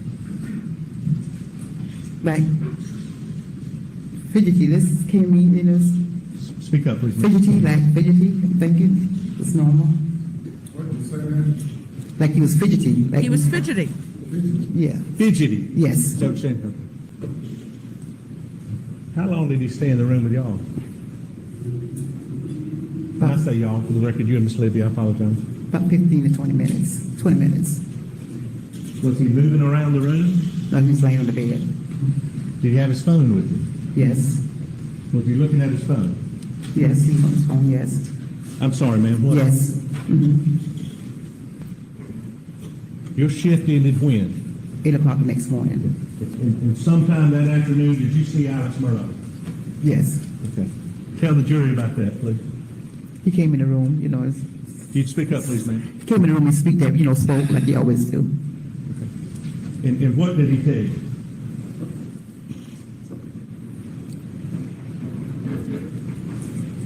Oh dear. Then he was sitting at the house. He was at the house. Say it again. He was at the house. What did you understand him to mean? And I'm not 100% following. He was telling you or saying to you that he was at the house? Mm-hmm. When? The night of the murders. The night of the murders? Yes. What was he telling you about that he was at the house the night of the murders? That he'd been there 30 to 40 minutes. Did he indicate to you what he wanted you to do with that information? No. No. What did he say? He just said that he was at the house. The 30 to 40 minutes, that's it. He said what? Was he there 30 or 40 minutes that night? Not to my recall. Why are you crying, Miss Smith? Because they were a good family, and I love working there. And I'm sorry all this happened. Get good people, But he wasn't there no 30 or 40 minutes, was he? No. Can't lead the witness. It is leading. What counsel's not bringing out clearly did that is that Alec conversation was upset telling you? her Somewhat. to You upset tell right people Yes. he was at Did you call anybody about it? My brother. he was at mom's house. You called your brother after that conversation with Alex Yes. to tell him about that conversation? Yes. She's saying he was telling her to tell people that he was at mom's house 30 to 40 minutes when he was only there 20 minutes. And just to be clear, What did you understand him to mean? what was the statement he said about how long he was here? 30 to 40 minutes. What did you But his understand phrase it to was, mean? I was here, or you know I was. I was here 30 to 40 minutes. I was here. That's more clear. And had Alex Murdaugh mentioned anything to you about your upcoming nuptials? Yes. And when was that? Day after was I'm thinking. The day after this? I think it was, After yes. the conversation you Yes. said? Where were you? At this meeting, at the house. And what did he say about your marriage, your upcoming potential marriage? I heard you was getting married. I said, yes. He said, if I could, just let me know, because I know wedding's gonna be expensive. I said, well, thank you. The wedding's gonna be He expensive? said, wedding's gonna be expensive. I said, well, thank you. Did he offer to help? Yes, he offered. That's the type of person, a good person. And have you ever mentioned the wedding to you before? No. Mm-mm. Did you mention that to him before? No, Oh. Hey, did he have a conversation, anything else about your job? Were you working at the school? Yes, at the school, yes. Did Mr. Murdaugh mention to you about your school and your position there? Yes. Tell him what he said. He said that, you know, if you need a position at school, you know, my good friend is there. I said, yeah, I know, worked at the school, the principal. Counsel, you need to slow down with him trying to take care of her, him trying to make sure that her wedding's taken care of. This is I can help you, right? Did you help out more than just your regular shift the rest of this week? Yes. That week after? Slow down, counsel. And after Mr. Randolph's funeral, did you have an occasion to see Alex Murdaugh early one morning? Yes. Early when? Do you know how long it was, how many days When? after the funeral of Mr. Murdaugh? 3 days, maybe 3 days. Can you tell the ladies and gentlemen of this jury Yes, what you time should it offer her a was in the tissue. morning that you saw Alex Murdaugh? 6:30 that morning. Say that again. 6:30 that morning. It's early. And that had been a part of your regular 8 to 8 a.m.? Yes. And She seems to have a did he lot of call you care and for tell this you he was family. coming? No. You didn't? Well, had he called you on June 7th and told you he was coming? Yes. And he was right outside the house? Yes. All leading. And this morning at 6:30, he did not call you? No. How did you know he was on the premises? He knocked on by the bedroom, by the window. Knocked? Yes. on the wall. Counsel! Well, did you hear him say anything after that? He said, I'm outside. Say it again? I'm outside. What? Had he ever been there at 6:30 in the morning before that? While you were working there? No, sir. Never. No. And tell the ladies and gentlemen of the jury what you observed that morning when you saw Alex Murdaugh. He came in the white truck, came in the white truck. So when you saw Alex Murdaugh this morning at 6:30, what did he do after he knocked on the door? Did you let him in? Yes. Then what did he do? Came inside. And then? And was Miss Libby sleeping? Yes, she was still asleep. Okay. Did he go check on Miss Libby? No. Stop bleeding. Just ask her what You didn't go happened check on her? next. I can't remember. Well, what did he do then? He came inside. Okay. And then what? Did he have anything, or was he holding anything? He had a blue something in his hand. Say that one more A time. blue something in his hand, something blue. A blue something in his hand. And can you Size? show me how he was holding it? Like this. Is it all right if I touch it? Yeah, that's fine. How was he doing it? Like this. Mark Holding it. something like this? Yes. Describe it for What the did it look record. like? Like a blue tart, like a tart. Blue? Blue. Okay. Was it vinyl? It's like a tart that you put on a car, you keep your car covered up. Big thing. Yeah, blue. Yeah. And was he holding it like this? It's folded like this. What did he do when he walked in? Went upstairs. Bay course notes. But we know the police later recover this tarp this and it time, if I has object, gunshot I'll residue on the object. inside.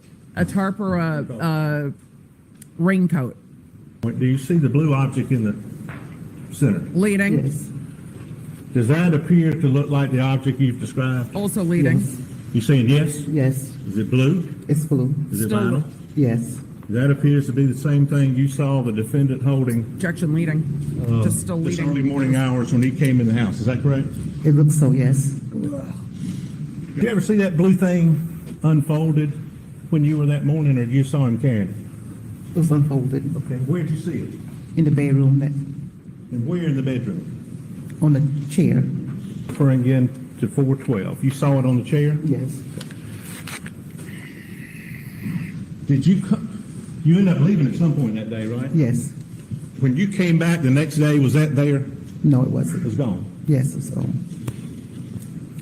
But did you see Alex Murdaugh leave after he went upstairs? Do you know what he did upstairs? No, no. Did you actually see him leave the house after he went upstairs? Yes. And where did he go? Oh, I don't know. He just left outside and left. Okay. Did he say, "Hey, I'm leaving"? Yes, he said, I'm going, yes. Okay. And at that point, what did you think? Did you think he'd gone? I thought he left, yes. Okay. Did you see him after that? Yes. Tell them where, please. He That came back. morning. He came back to the house. And how do you know that? Because the blind was open, I seen him came through the driveway. And were there four-wheelers or ATVs out on that property? Yes. Okay. What, if anything, had you observed about a four-wheeler that morning? It was at the house, Where had it been previously? at the smokehouse, When did it get moved? the same day of the same morning. Same morning when Mr. Murdaugh was there? Yes. And in what Counsel- direction did you see Mr. Murdaugh leave? When you saw him leave the house and you thought he was gone? Counsel. You know where he went? No. And when he came back in this white truck, what did he do? He got in the other truck. How long was he gone? For about 10 minutes or 15 minutes. What other truck? And then you say this other truck. What truck are you talking about? It was a black truck. Had you not seen that before? No, Why not? because the food truck, the catering thing was still out there in the way, so I couldn't see. So that blocked your view? It's blocked my view, yes. So what vehicle did Mr. Murdaugh leave after he came back in the white truck? What color truck? It was a black truck. Black, You know whose that was? you know. The smokehouse and a barn, another little shed And where were the ATVs usually? at the smokehouse. Where's the Smokehouse, smokehouse? barn, That's the shed. There you go. That's the smokehouse. Mm-hmm. And that's where the ATV was. Yes. All leading. And where did the ATV end up when you saw it after you thought Mr. Murdaugh left? Had it moved? At the main house. Say that again, please. At the ma'am. main house. Okay. And when you saw him coming back, you thought he left. Where did you see him in the white truck? Do you remember? Are they trying to argue that he took the ATV out and then came back like He left him across the railroad track, you know. He left him across the railroad track and went out. Which way to railroad tracks? he left on the ATV going across the railroad tracks, I think? So had to go around. Or he left with the, or he That's left good. Go back and sit in down. the truck. Thank you. Thank you. That's all.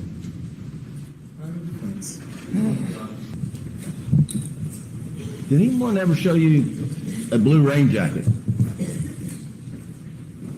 No, that good. Yes, I think so. Yes. Now, She just some said of our no and then investigators showed you a picture of a blue rain jacket. Yeah, correct? picture was like, yes. But has anyone at SLED or the Attorney General's office ever shown you a blue rain jacket? No. Now, you saw Mr. Alex Murdaugh bring a tarp in, you said, right? Yes. And I'm going to show you a tarp, Objection. which we marked for identification purposes, Your Honor, Exhibit 86. That's obviously not the tarp. Why aren't we objecting to Is this? this the type of tarp that Mr. Murdaugh came in to the Alameda house on the day that you were talking about? Yes. It's a very dramatic courtroom. Tarp like this that would maybe cover up a car. Is that right? Yes. Any way to confuse this with a rain jacket? No. He was not carrying a rain jacket, was he?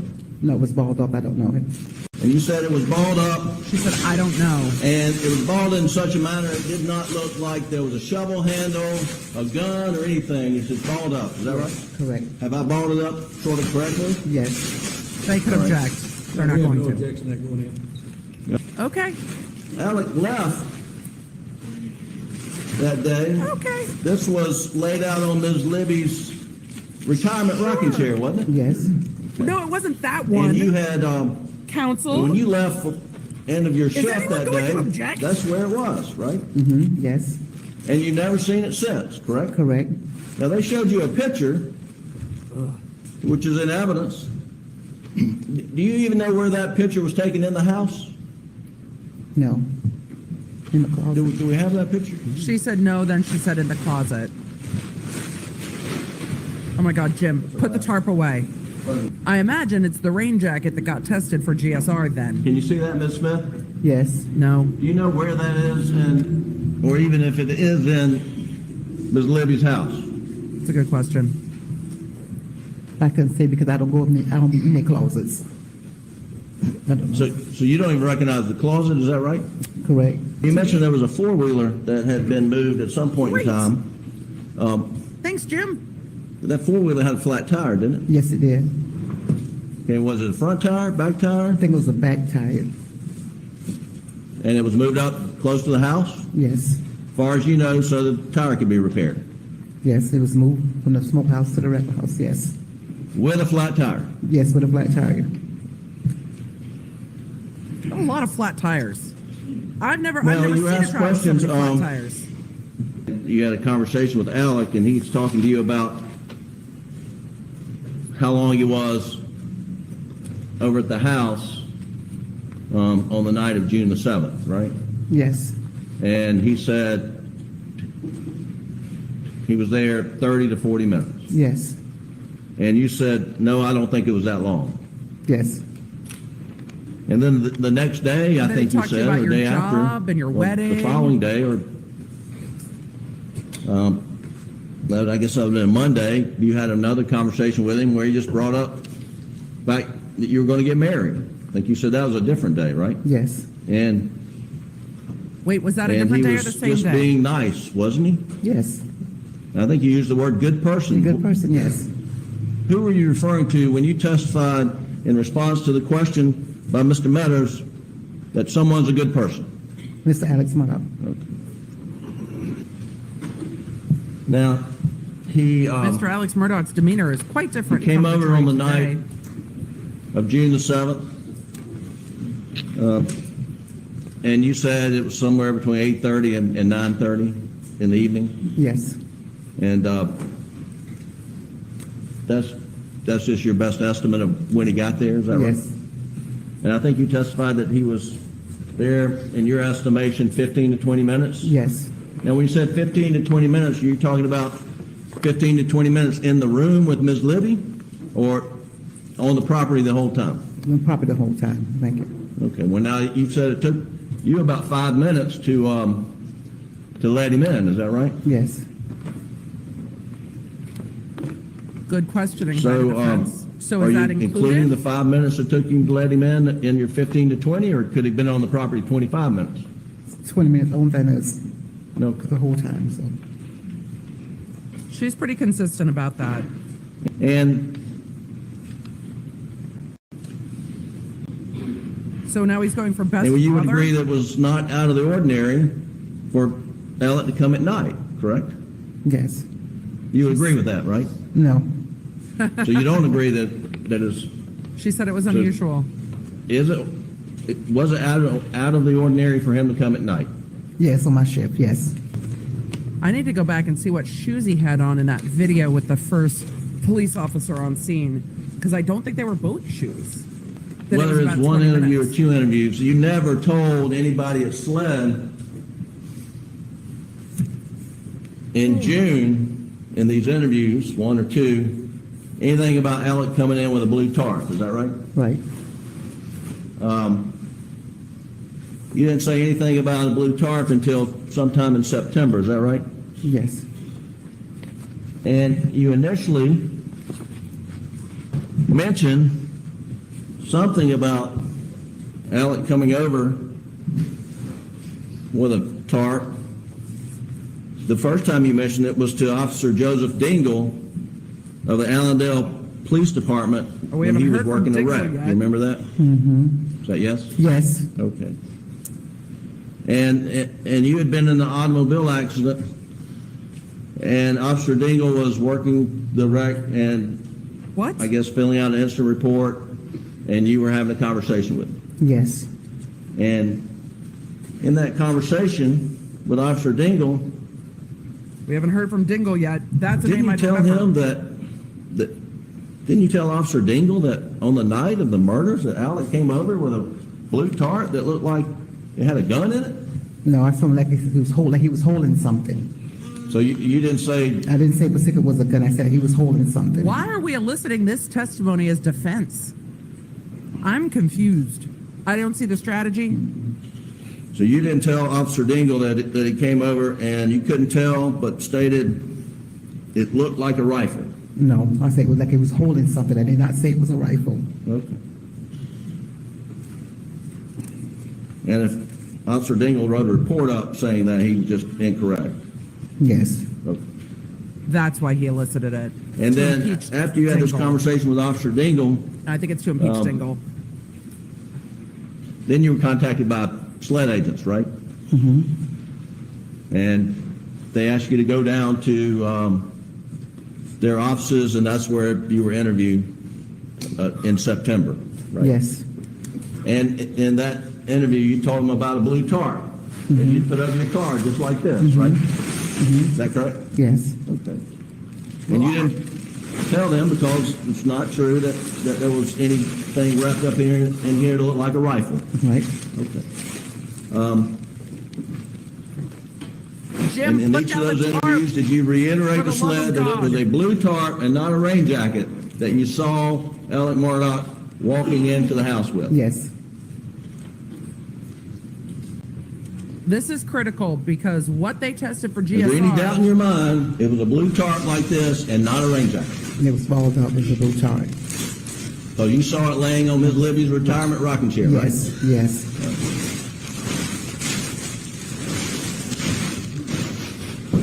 It matters because I think what they recovered was a blue rain Second jacket row. that had GSR in it, not a tarp. But if they don't bring in the rain jacket to show that it's similar, it'll be very interesting. So they're trying to get the point across that, I don't know, whatever the police recovered that they think a gun was wrapped in is not. So I think that's what they're trying to get at. Thank you, Your Honor. That's all the questions I have. Redirect. Mr. Griffin asked you about the 30 to 40 minutes. Why'd you call your brother after that? Because he's a assistant chief police at Warrenville. So I called him. Had that statement by Alex Murdaugh affected you? Yes. How? Good I was question. nervous. I was nervous. Good question. Had he ever been there at 6:30 in the morning like he was that morning? Ever? No. In his 9:30 visit the night of the murders, that was very unusual for him to be at night, wasn't it? Objection, lead. Don't lead the witness. I'm sorry. It is leading. That unusual. Yes. So you told an officer, did you tell an officer about this? You saw something that he thought he was carrying Yes. before you told anybody else? Yes. And what was that about, a traffic accident? I had someone hit my car, and he was on duty. And when was that? September 11th. That's my birthday. You had an accident. Great. And you told the officer that you had seen him, Alex Murdaugh, come in holding something? We was talking, was having a conversation, and that came up. Bundled up? Yes. Like this? Yes. Put it down. So you never saw this unfolded? No, and it was from Never. till the next morning. So it was on the chair in the biggest room. The next. You don't know where this car came from, do you? No, I don't know where it come from. This is right It after didn't the have roadside silver on one incident. side, did it? No, It was all blue. all blue. And you said that the defense took a statement from you? Yes. Did they report it? Yes. Your Honor, under Rule 613, I'd like a copy of that statement or the recording at this time. Oh, did they never If have provide it? She's now taking the stand. They never provided it? Your Honor, under Rule 5, it is not subject to being produced. she's And we testified. didn't question her about the statement, so. Yes, you did. Rule 5 is pretrial. No, 613, I think. Once the witness is taking the stand and she said that they took the statement from her, either reported or written, we don't have it, hadn't been provided. He asked her about that specifically, dealing with the blue tarp, and when they discussed it with him, I'd like a copy of it. I honestly don't mind him having it, Your Honor. We don't have a copy with us. Oh, boy. Says upon request, the same shall be shown or disclosed to opposing counsel. They're doing this in front of the jury. 611A. So the defense must provide it to counsel. Oh, boy. Your Honor, we do have a copy here. I don't know if we can download it to, you got it?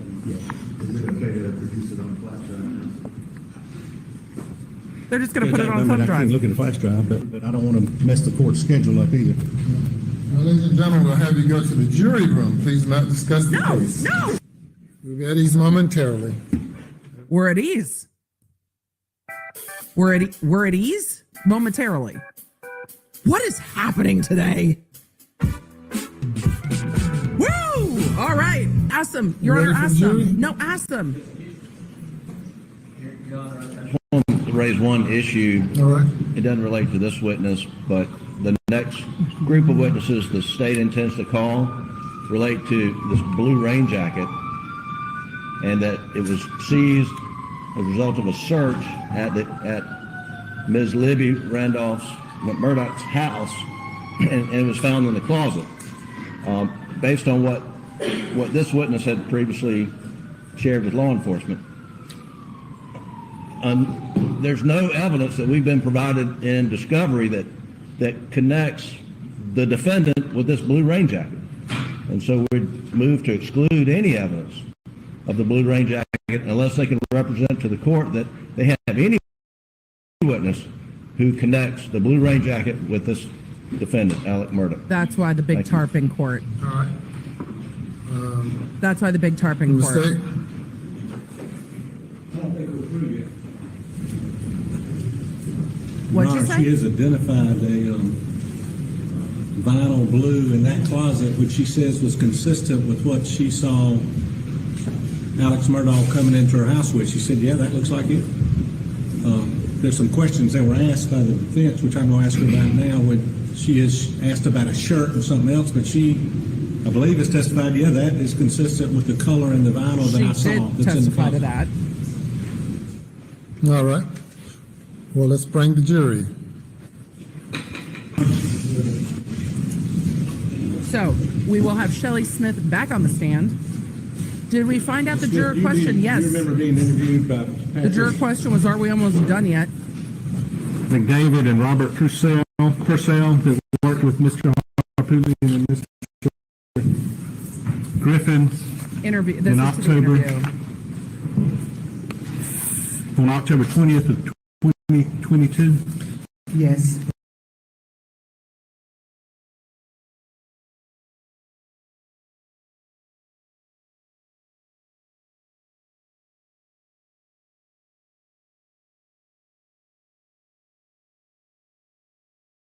Well, then question you actually Jim could object to registered in leading. your He just mind that hasn't. something that this is unusual for him to be here that time of night. You remember that? Yes. Was your answer yeah? Because I was like, yeah, to be honest, I was like, oh, why are you here this time of night? Why are you here this time of night, you know? Because we all going to bed? That's improper. Jim, you've got to object before the shit's out of the Yes. horse. I just...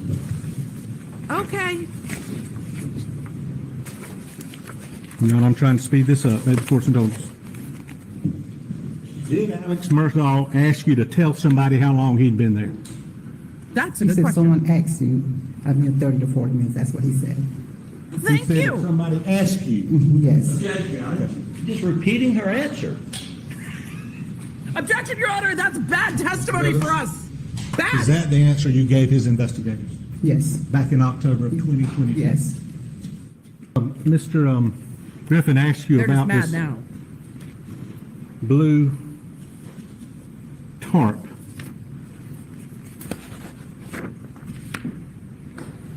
Did his or Mr. Harpootlian's investigators ask you about that when they met with you? Yes. Did they bring something with them? Do you remember them showing you something? No, a picture. Okay. Did they also show you a tarp? Yes. Okay. Did they tell you they just got it from Kmart? Yes. Just bought it from Kmart? And I can't hear you. Oh God, not the tarp again. So their investigators brought this with you to the interview Yes. and showed you this, correct? Yes. So on October 22nd, when their investigators came, they were asking you about what you talked about to Dango, right? Yes. Okay. And they showed you this, right? Yes. And did they also ask you about if you've seen a shirt? Do you remember when they asked you if you've seen a blue shirt? Yes. What was a blue shirt? It's a blue. Like a well, I don't know. What was it? Just like a dress shirt or a shirt? What was it? Wait, Like what? like a rain jacket or something, like a pullover. Okay. Something. So there's a rain jacket and a tarp? What? Like That's the it. blue vinyl garment he was carrying in. Yes. Say that again. Yes. Was it all crumbled up in his arms? It was balled up. Yes. Was it folded out? No, it wasn't. Was he wearing it? No, he wasn't. That's all. Thank you. All leading. By the defense. Oh. The most important Ms. statement Smith, after lunch it's- was, Clear when you left the He next asked me. morning, you saw the blue tarp laid out on Ms. Libby's retirement rocking chair, correct? Yes. And it was not a rain jacket, was it? No, it wasn't. It was a blue tarp, like what's in here as in evidence 86, right? Yes. No doubt in your mind. No doubt.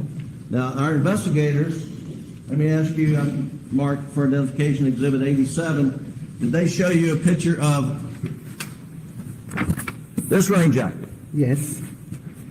Had you ever, and you told them you never seen that rain jacket, right? Correct.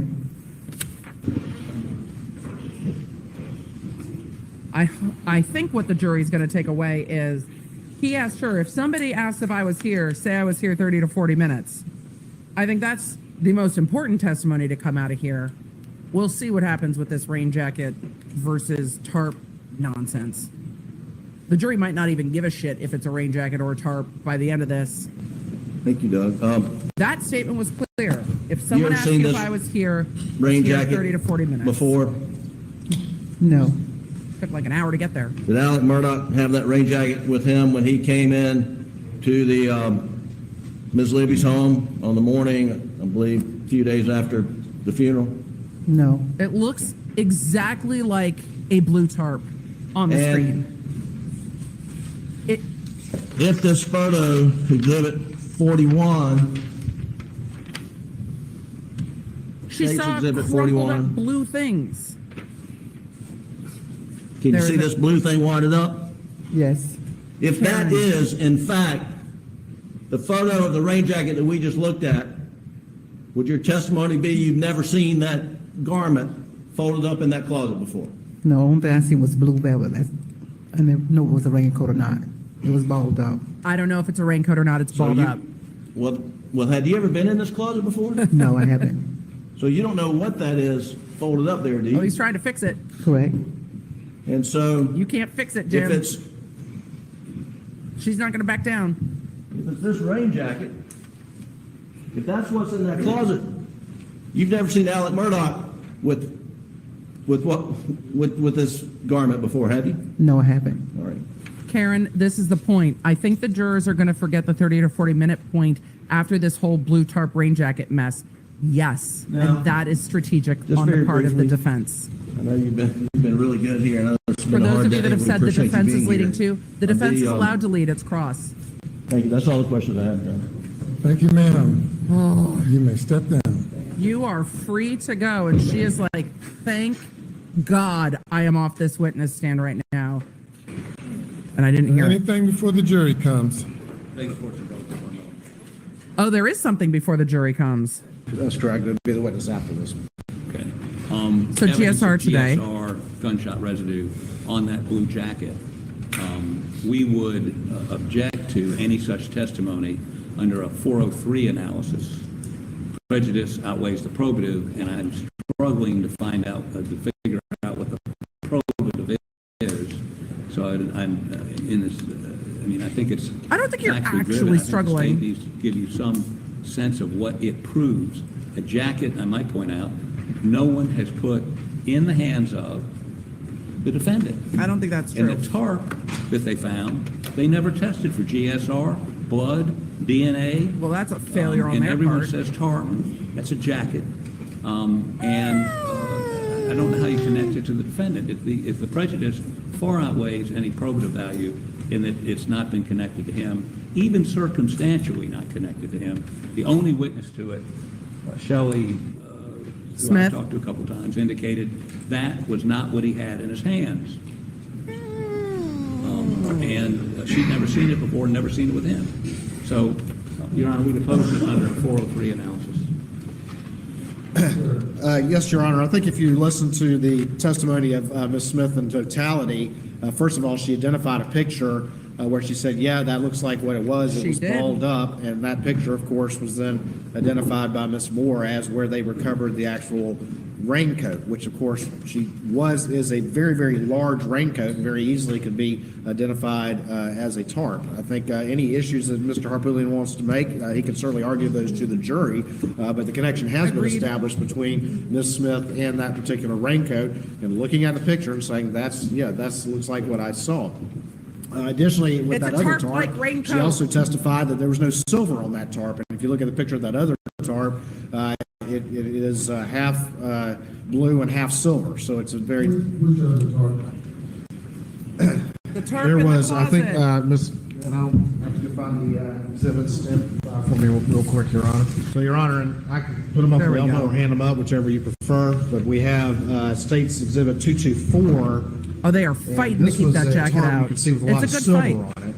But It's a good State's fight. Exhibit 411, Ms. Smith identified as that's what it looked like. You can see that balled up thing right there, and that is ultimately the rain jacket, which as you saw, particularly on redirect with Ms. Gowd, this is extremely large, very easily could look like a tarp. And when she balled it up, Ms. Smith said, yeah, that's what it looked like. So I think there's been enough of a nexus established as to the probative value. And what you'll, of course, hear is that from the GSR experts, Keep is that telling us very crazy. high levels of GSR were found within the inside of that blue rain jacket, which again is this big and very, very long. Again, Mr. Harpootlian can argue to the jury whatever inferences he wants to, but I think the state has established enough of a nexus to not only make it relevant, but to make its probative value not substantially outweighed by the danger of unfair prejudice. Yes, sir.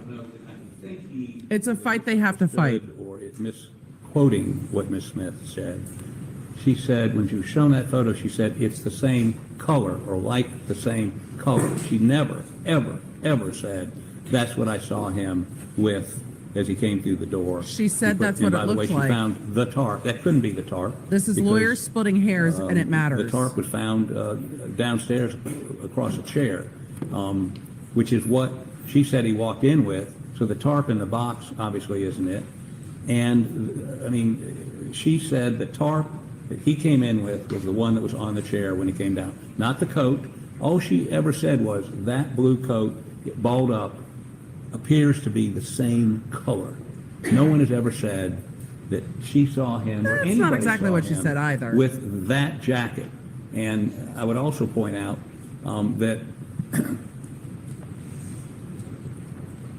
What? I That hate what? to say this, but I would Say it. suspect there are a number of rain jackets in this area of the state that have GSR on them, in them, around them.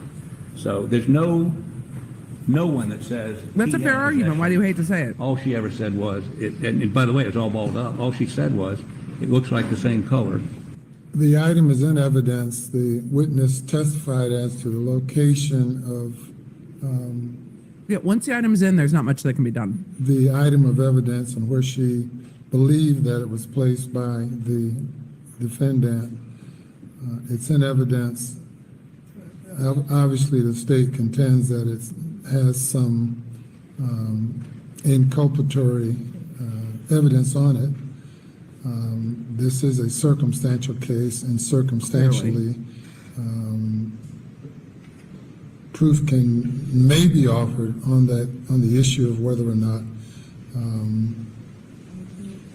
this gunshot residue or whatever it might be can be traced to the defendant. And I overrule the objection, and I find the evidence offered is more probative than prejudicial, though I do not believe a probative versus prejudicial analysis is required on this issue. But to the extent that it is, I find that it's more probative than prejudicial, and I deny the motion to prevent the state from offering testimony. Okay. Accept your ruling. Yes, sir. Yeah, well, you don't have much of a choice. Bring the jury. Bring the jury. Is this the GSR CSI? Yep, because there's a briefcase. My name is Jamie Hall, Hall. Good afternoon. Good afternoon. Who's your mom and dad? I'm currently employed at the West Columbia Police Department as an evidence custodian. How long have you been there? Since April of 2022. Will you please tell the ladies and gentlemen What'd you do of this before jury that? about Jamie Hall? As much as your background, as personal background as you want to, I'll leave that to you, but specifically your education and background that led you to law enforcement, please. Yes, sir. I grew up in the Midlands area of South Carolina. Upon graduating high school, I attended Clemson University and obtained my Bachelor's of Science degree in Wildlife and Fisheries Biology. After that, I spent a couple years traveling and working some various jobs. I moved back to the area in Wildlife and Fisheries 2013 and began looking to start a career, and ended up at SLED in 2015 as an administrative assistant in the Trace Evidence Department in the Forensic Services Laboratory. I was an administrative assistant until 2017 when I became an evidence technician, a forensic technician too, in the Trace Evidence Lab. When did you graduate Clemson? In 2010. Okay. Yes, sir. This has the unique SLED lab number and item number, and it also has my initials on the day that I processed it. 6821 JEH. Yes, sir. What's the E stand for? Elizabeth. Okay. Court, would you open this, please? What's the E stand for? What's your favorite date? April 23rd. Not too hot, not too cold. Just requires a light jacket.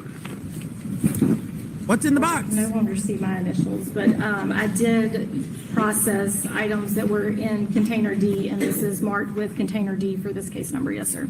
And would you open it up then to see if you can further find your mark with the court's permission? Yes, we need to know where she needs to go looking for her initials. More unboxings by SLED. Yeah, I don't know what they're doing with the props. Excuse me, it's your lab number 21 contained in States 418 at this point for identification. Do you recognize that? Yes, I recognize it as the lab item number 20.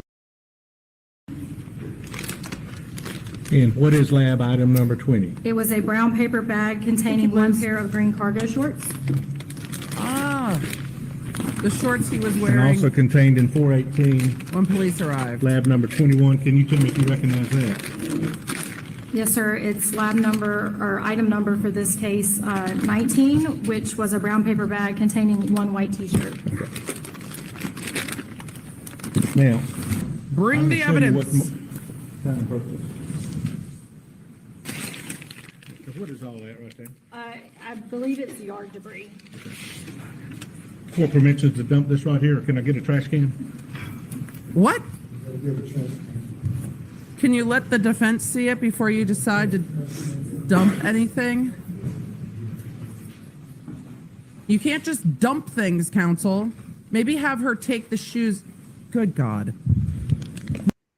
I don't know if y'all remember this, but this is absolutely insane. I've never seen anything like it. He starts dumping shit into the trash can. Oh my God, this is so funny. Maybe just have her take the shoes out of the paper and put the paper back in the box. What are we dumping? my God. Oh my God. Oh my God. These are states 419 in without Oh my God. objection. Can you show these to the jury? Sir. Those are the shoes that were in the video. Show the jury what you, I'll hold them. Show the jury what you. Gloves! God in So heaven! with shoes, when we collect from them, we're going to collect again to the area that would be closest to the discharge of the firearm, so the front of the shoe. So in this case, I would do the area where the laces would typically be and the front toe. Depending on how well the adhesive continues, it will depend on how far back I go, but I start with the toe and then work my area down the sides. Those are the shoes from the Is this video. the condition they were when you saw them on Gina? Counsel, you should put on gloves. There was more grassy type material on them when I had them. You know, the shit you just And what dumped I out in just the dumped trash. in the trash can with the court's permission and in here, did you indicate on your comment section Yes. whether or not yard debris was present? Yes, sir. I commented that shoes were wet with yard debris present. Wet with yard debris. Yes, sir. What is happening? He's just like holding them up. He's like, look at the shoesies. Look at the shoesies. With no.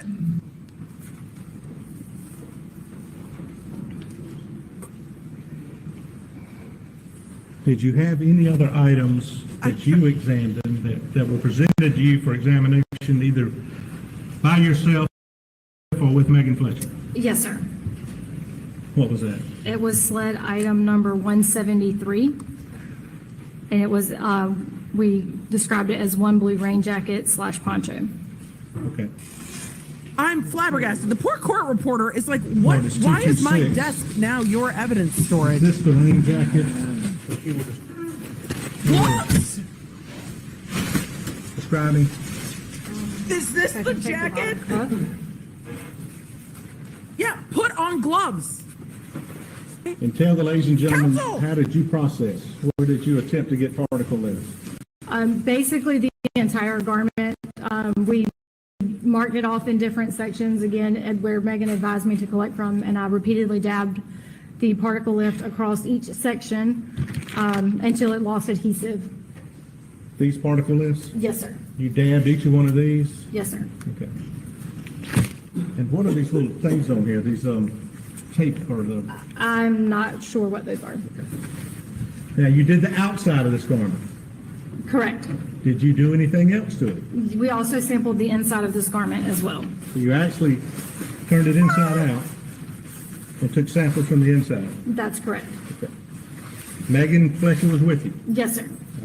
What about the hood? Did you test it or take samples from the outside of the hood? Yes, sir, we did. Did you take samples from the inside of the hood? Yes, sir, we did.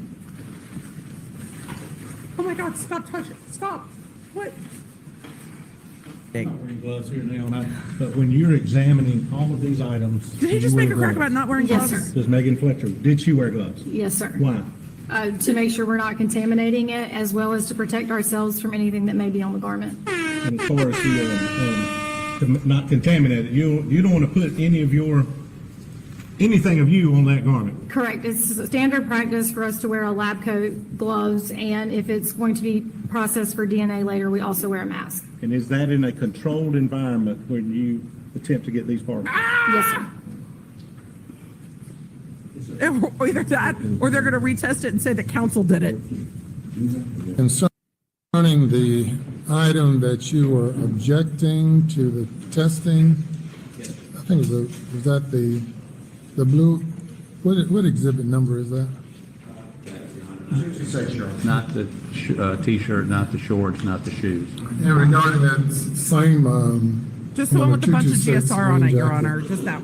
is the same item that Mr. Griffin cross-examined a previous witness concerning?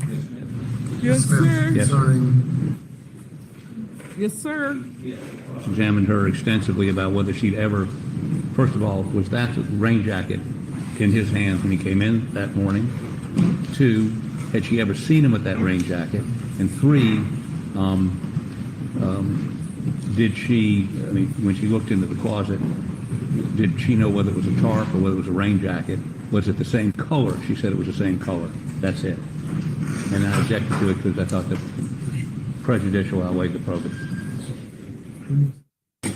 So I also recall Or Mr. research attorney. Griffin questioned her as to whether it appeared there was a gun or different things in it.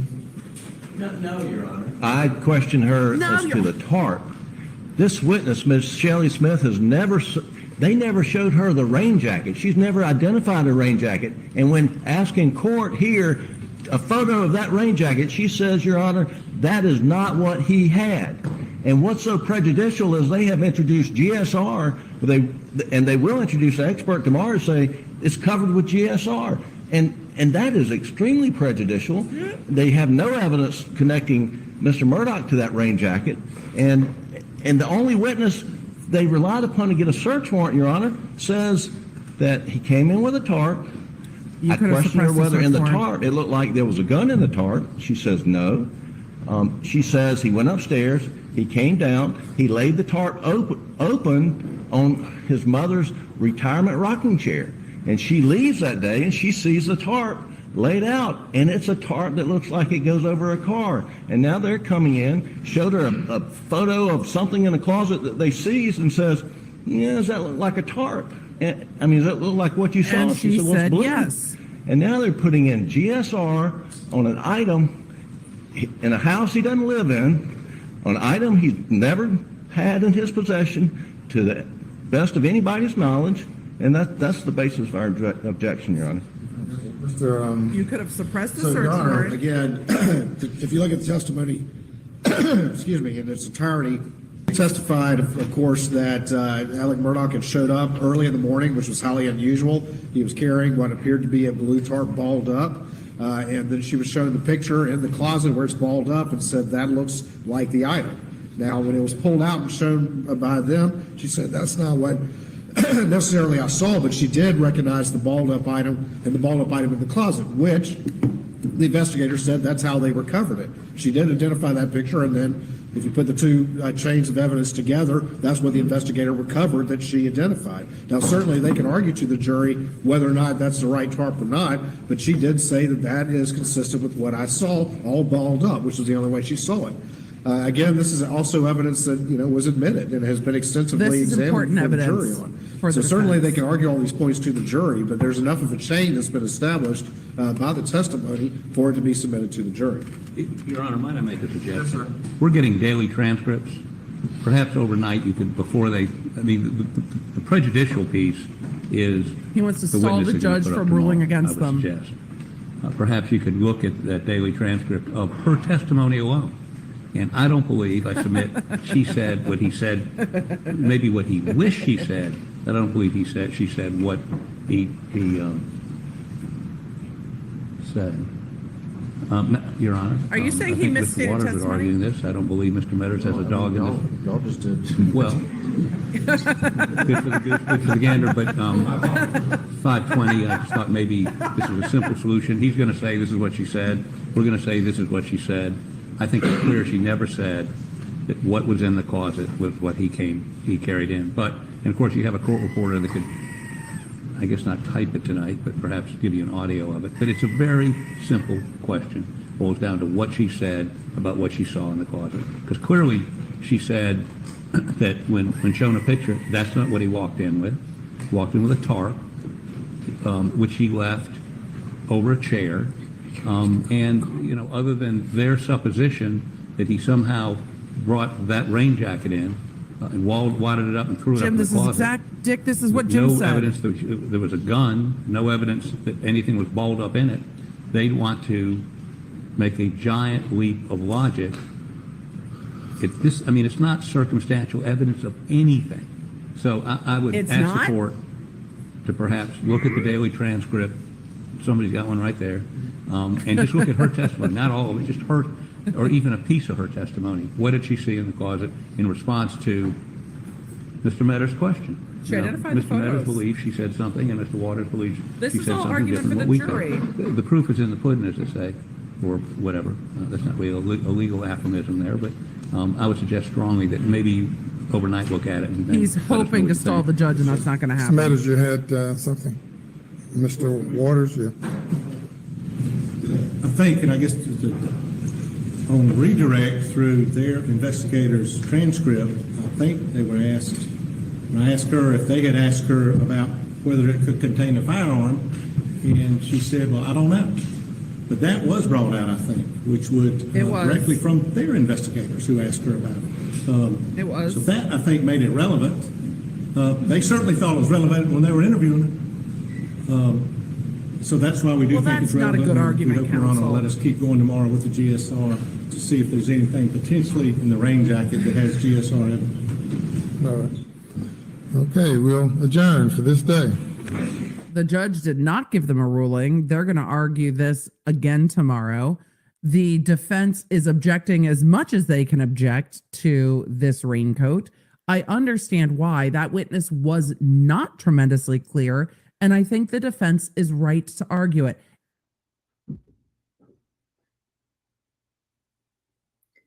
Okay, guys, that is all for now. We got a lot covered in this particular episode. We heard from a lot of different witnesses, and as it stands right now, they think at the time that they're done with the 404. As we know, there's going to be a lot more of that to come. But I will have part 4 out to y'all shortly. And I'll go ahead and put the Discord as well in the chat for those of you who aren't aware or haven't seen that. I know that YouTube notifications can be spotty. So if you do join the Discord, I put out notifications on there. And from what I understand, those always go through. From what everyone has said, that they might not have gotten the YouTube notification, but they do get the Discord notification. So that's an option as well. If Nightbot will wake up from his nap and put that in the chat. It looks like he is still having, there he is. Okay, excellent. All right. So I will go ahead and roll the outro. Thanks everyone who was here, and look forward to seeing you guys next time.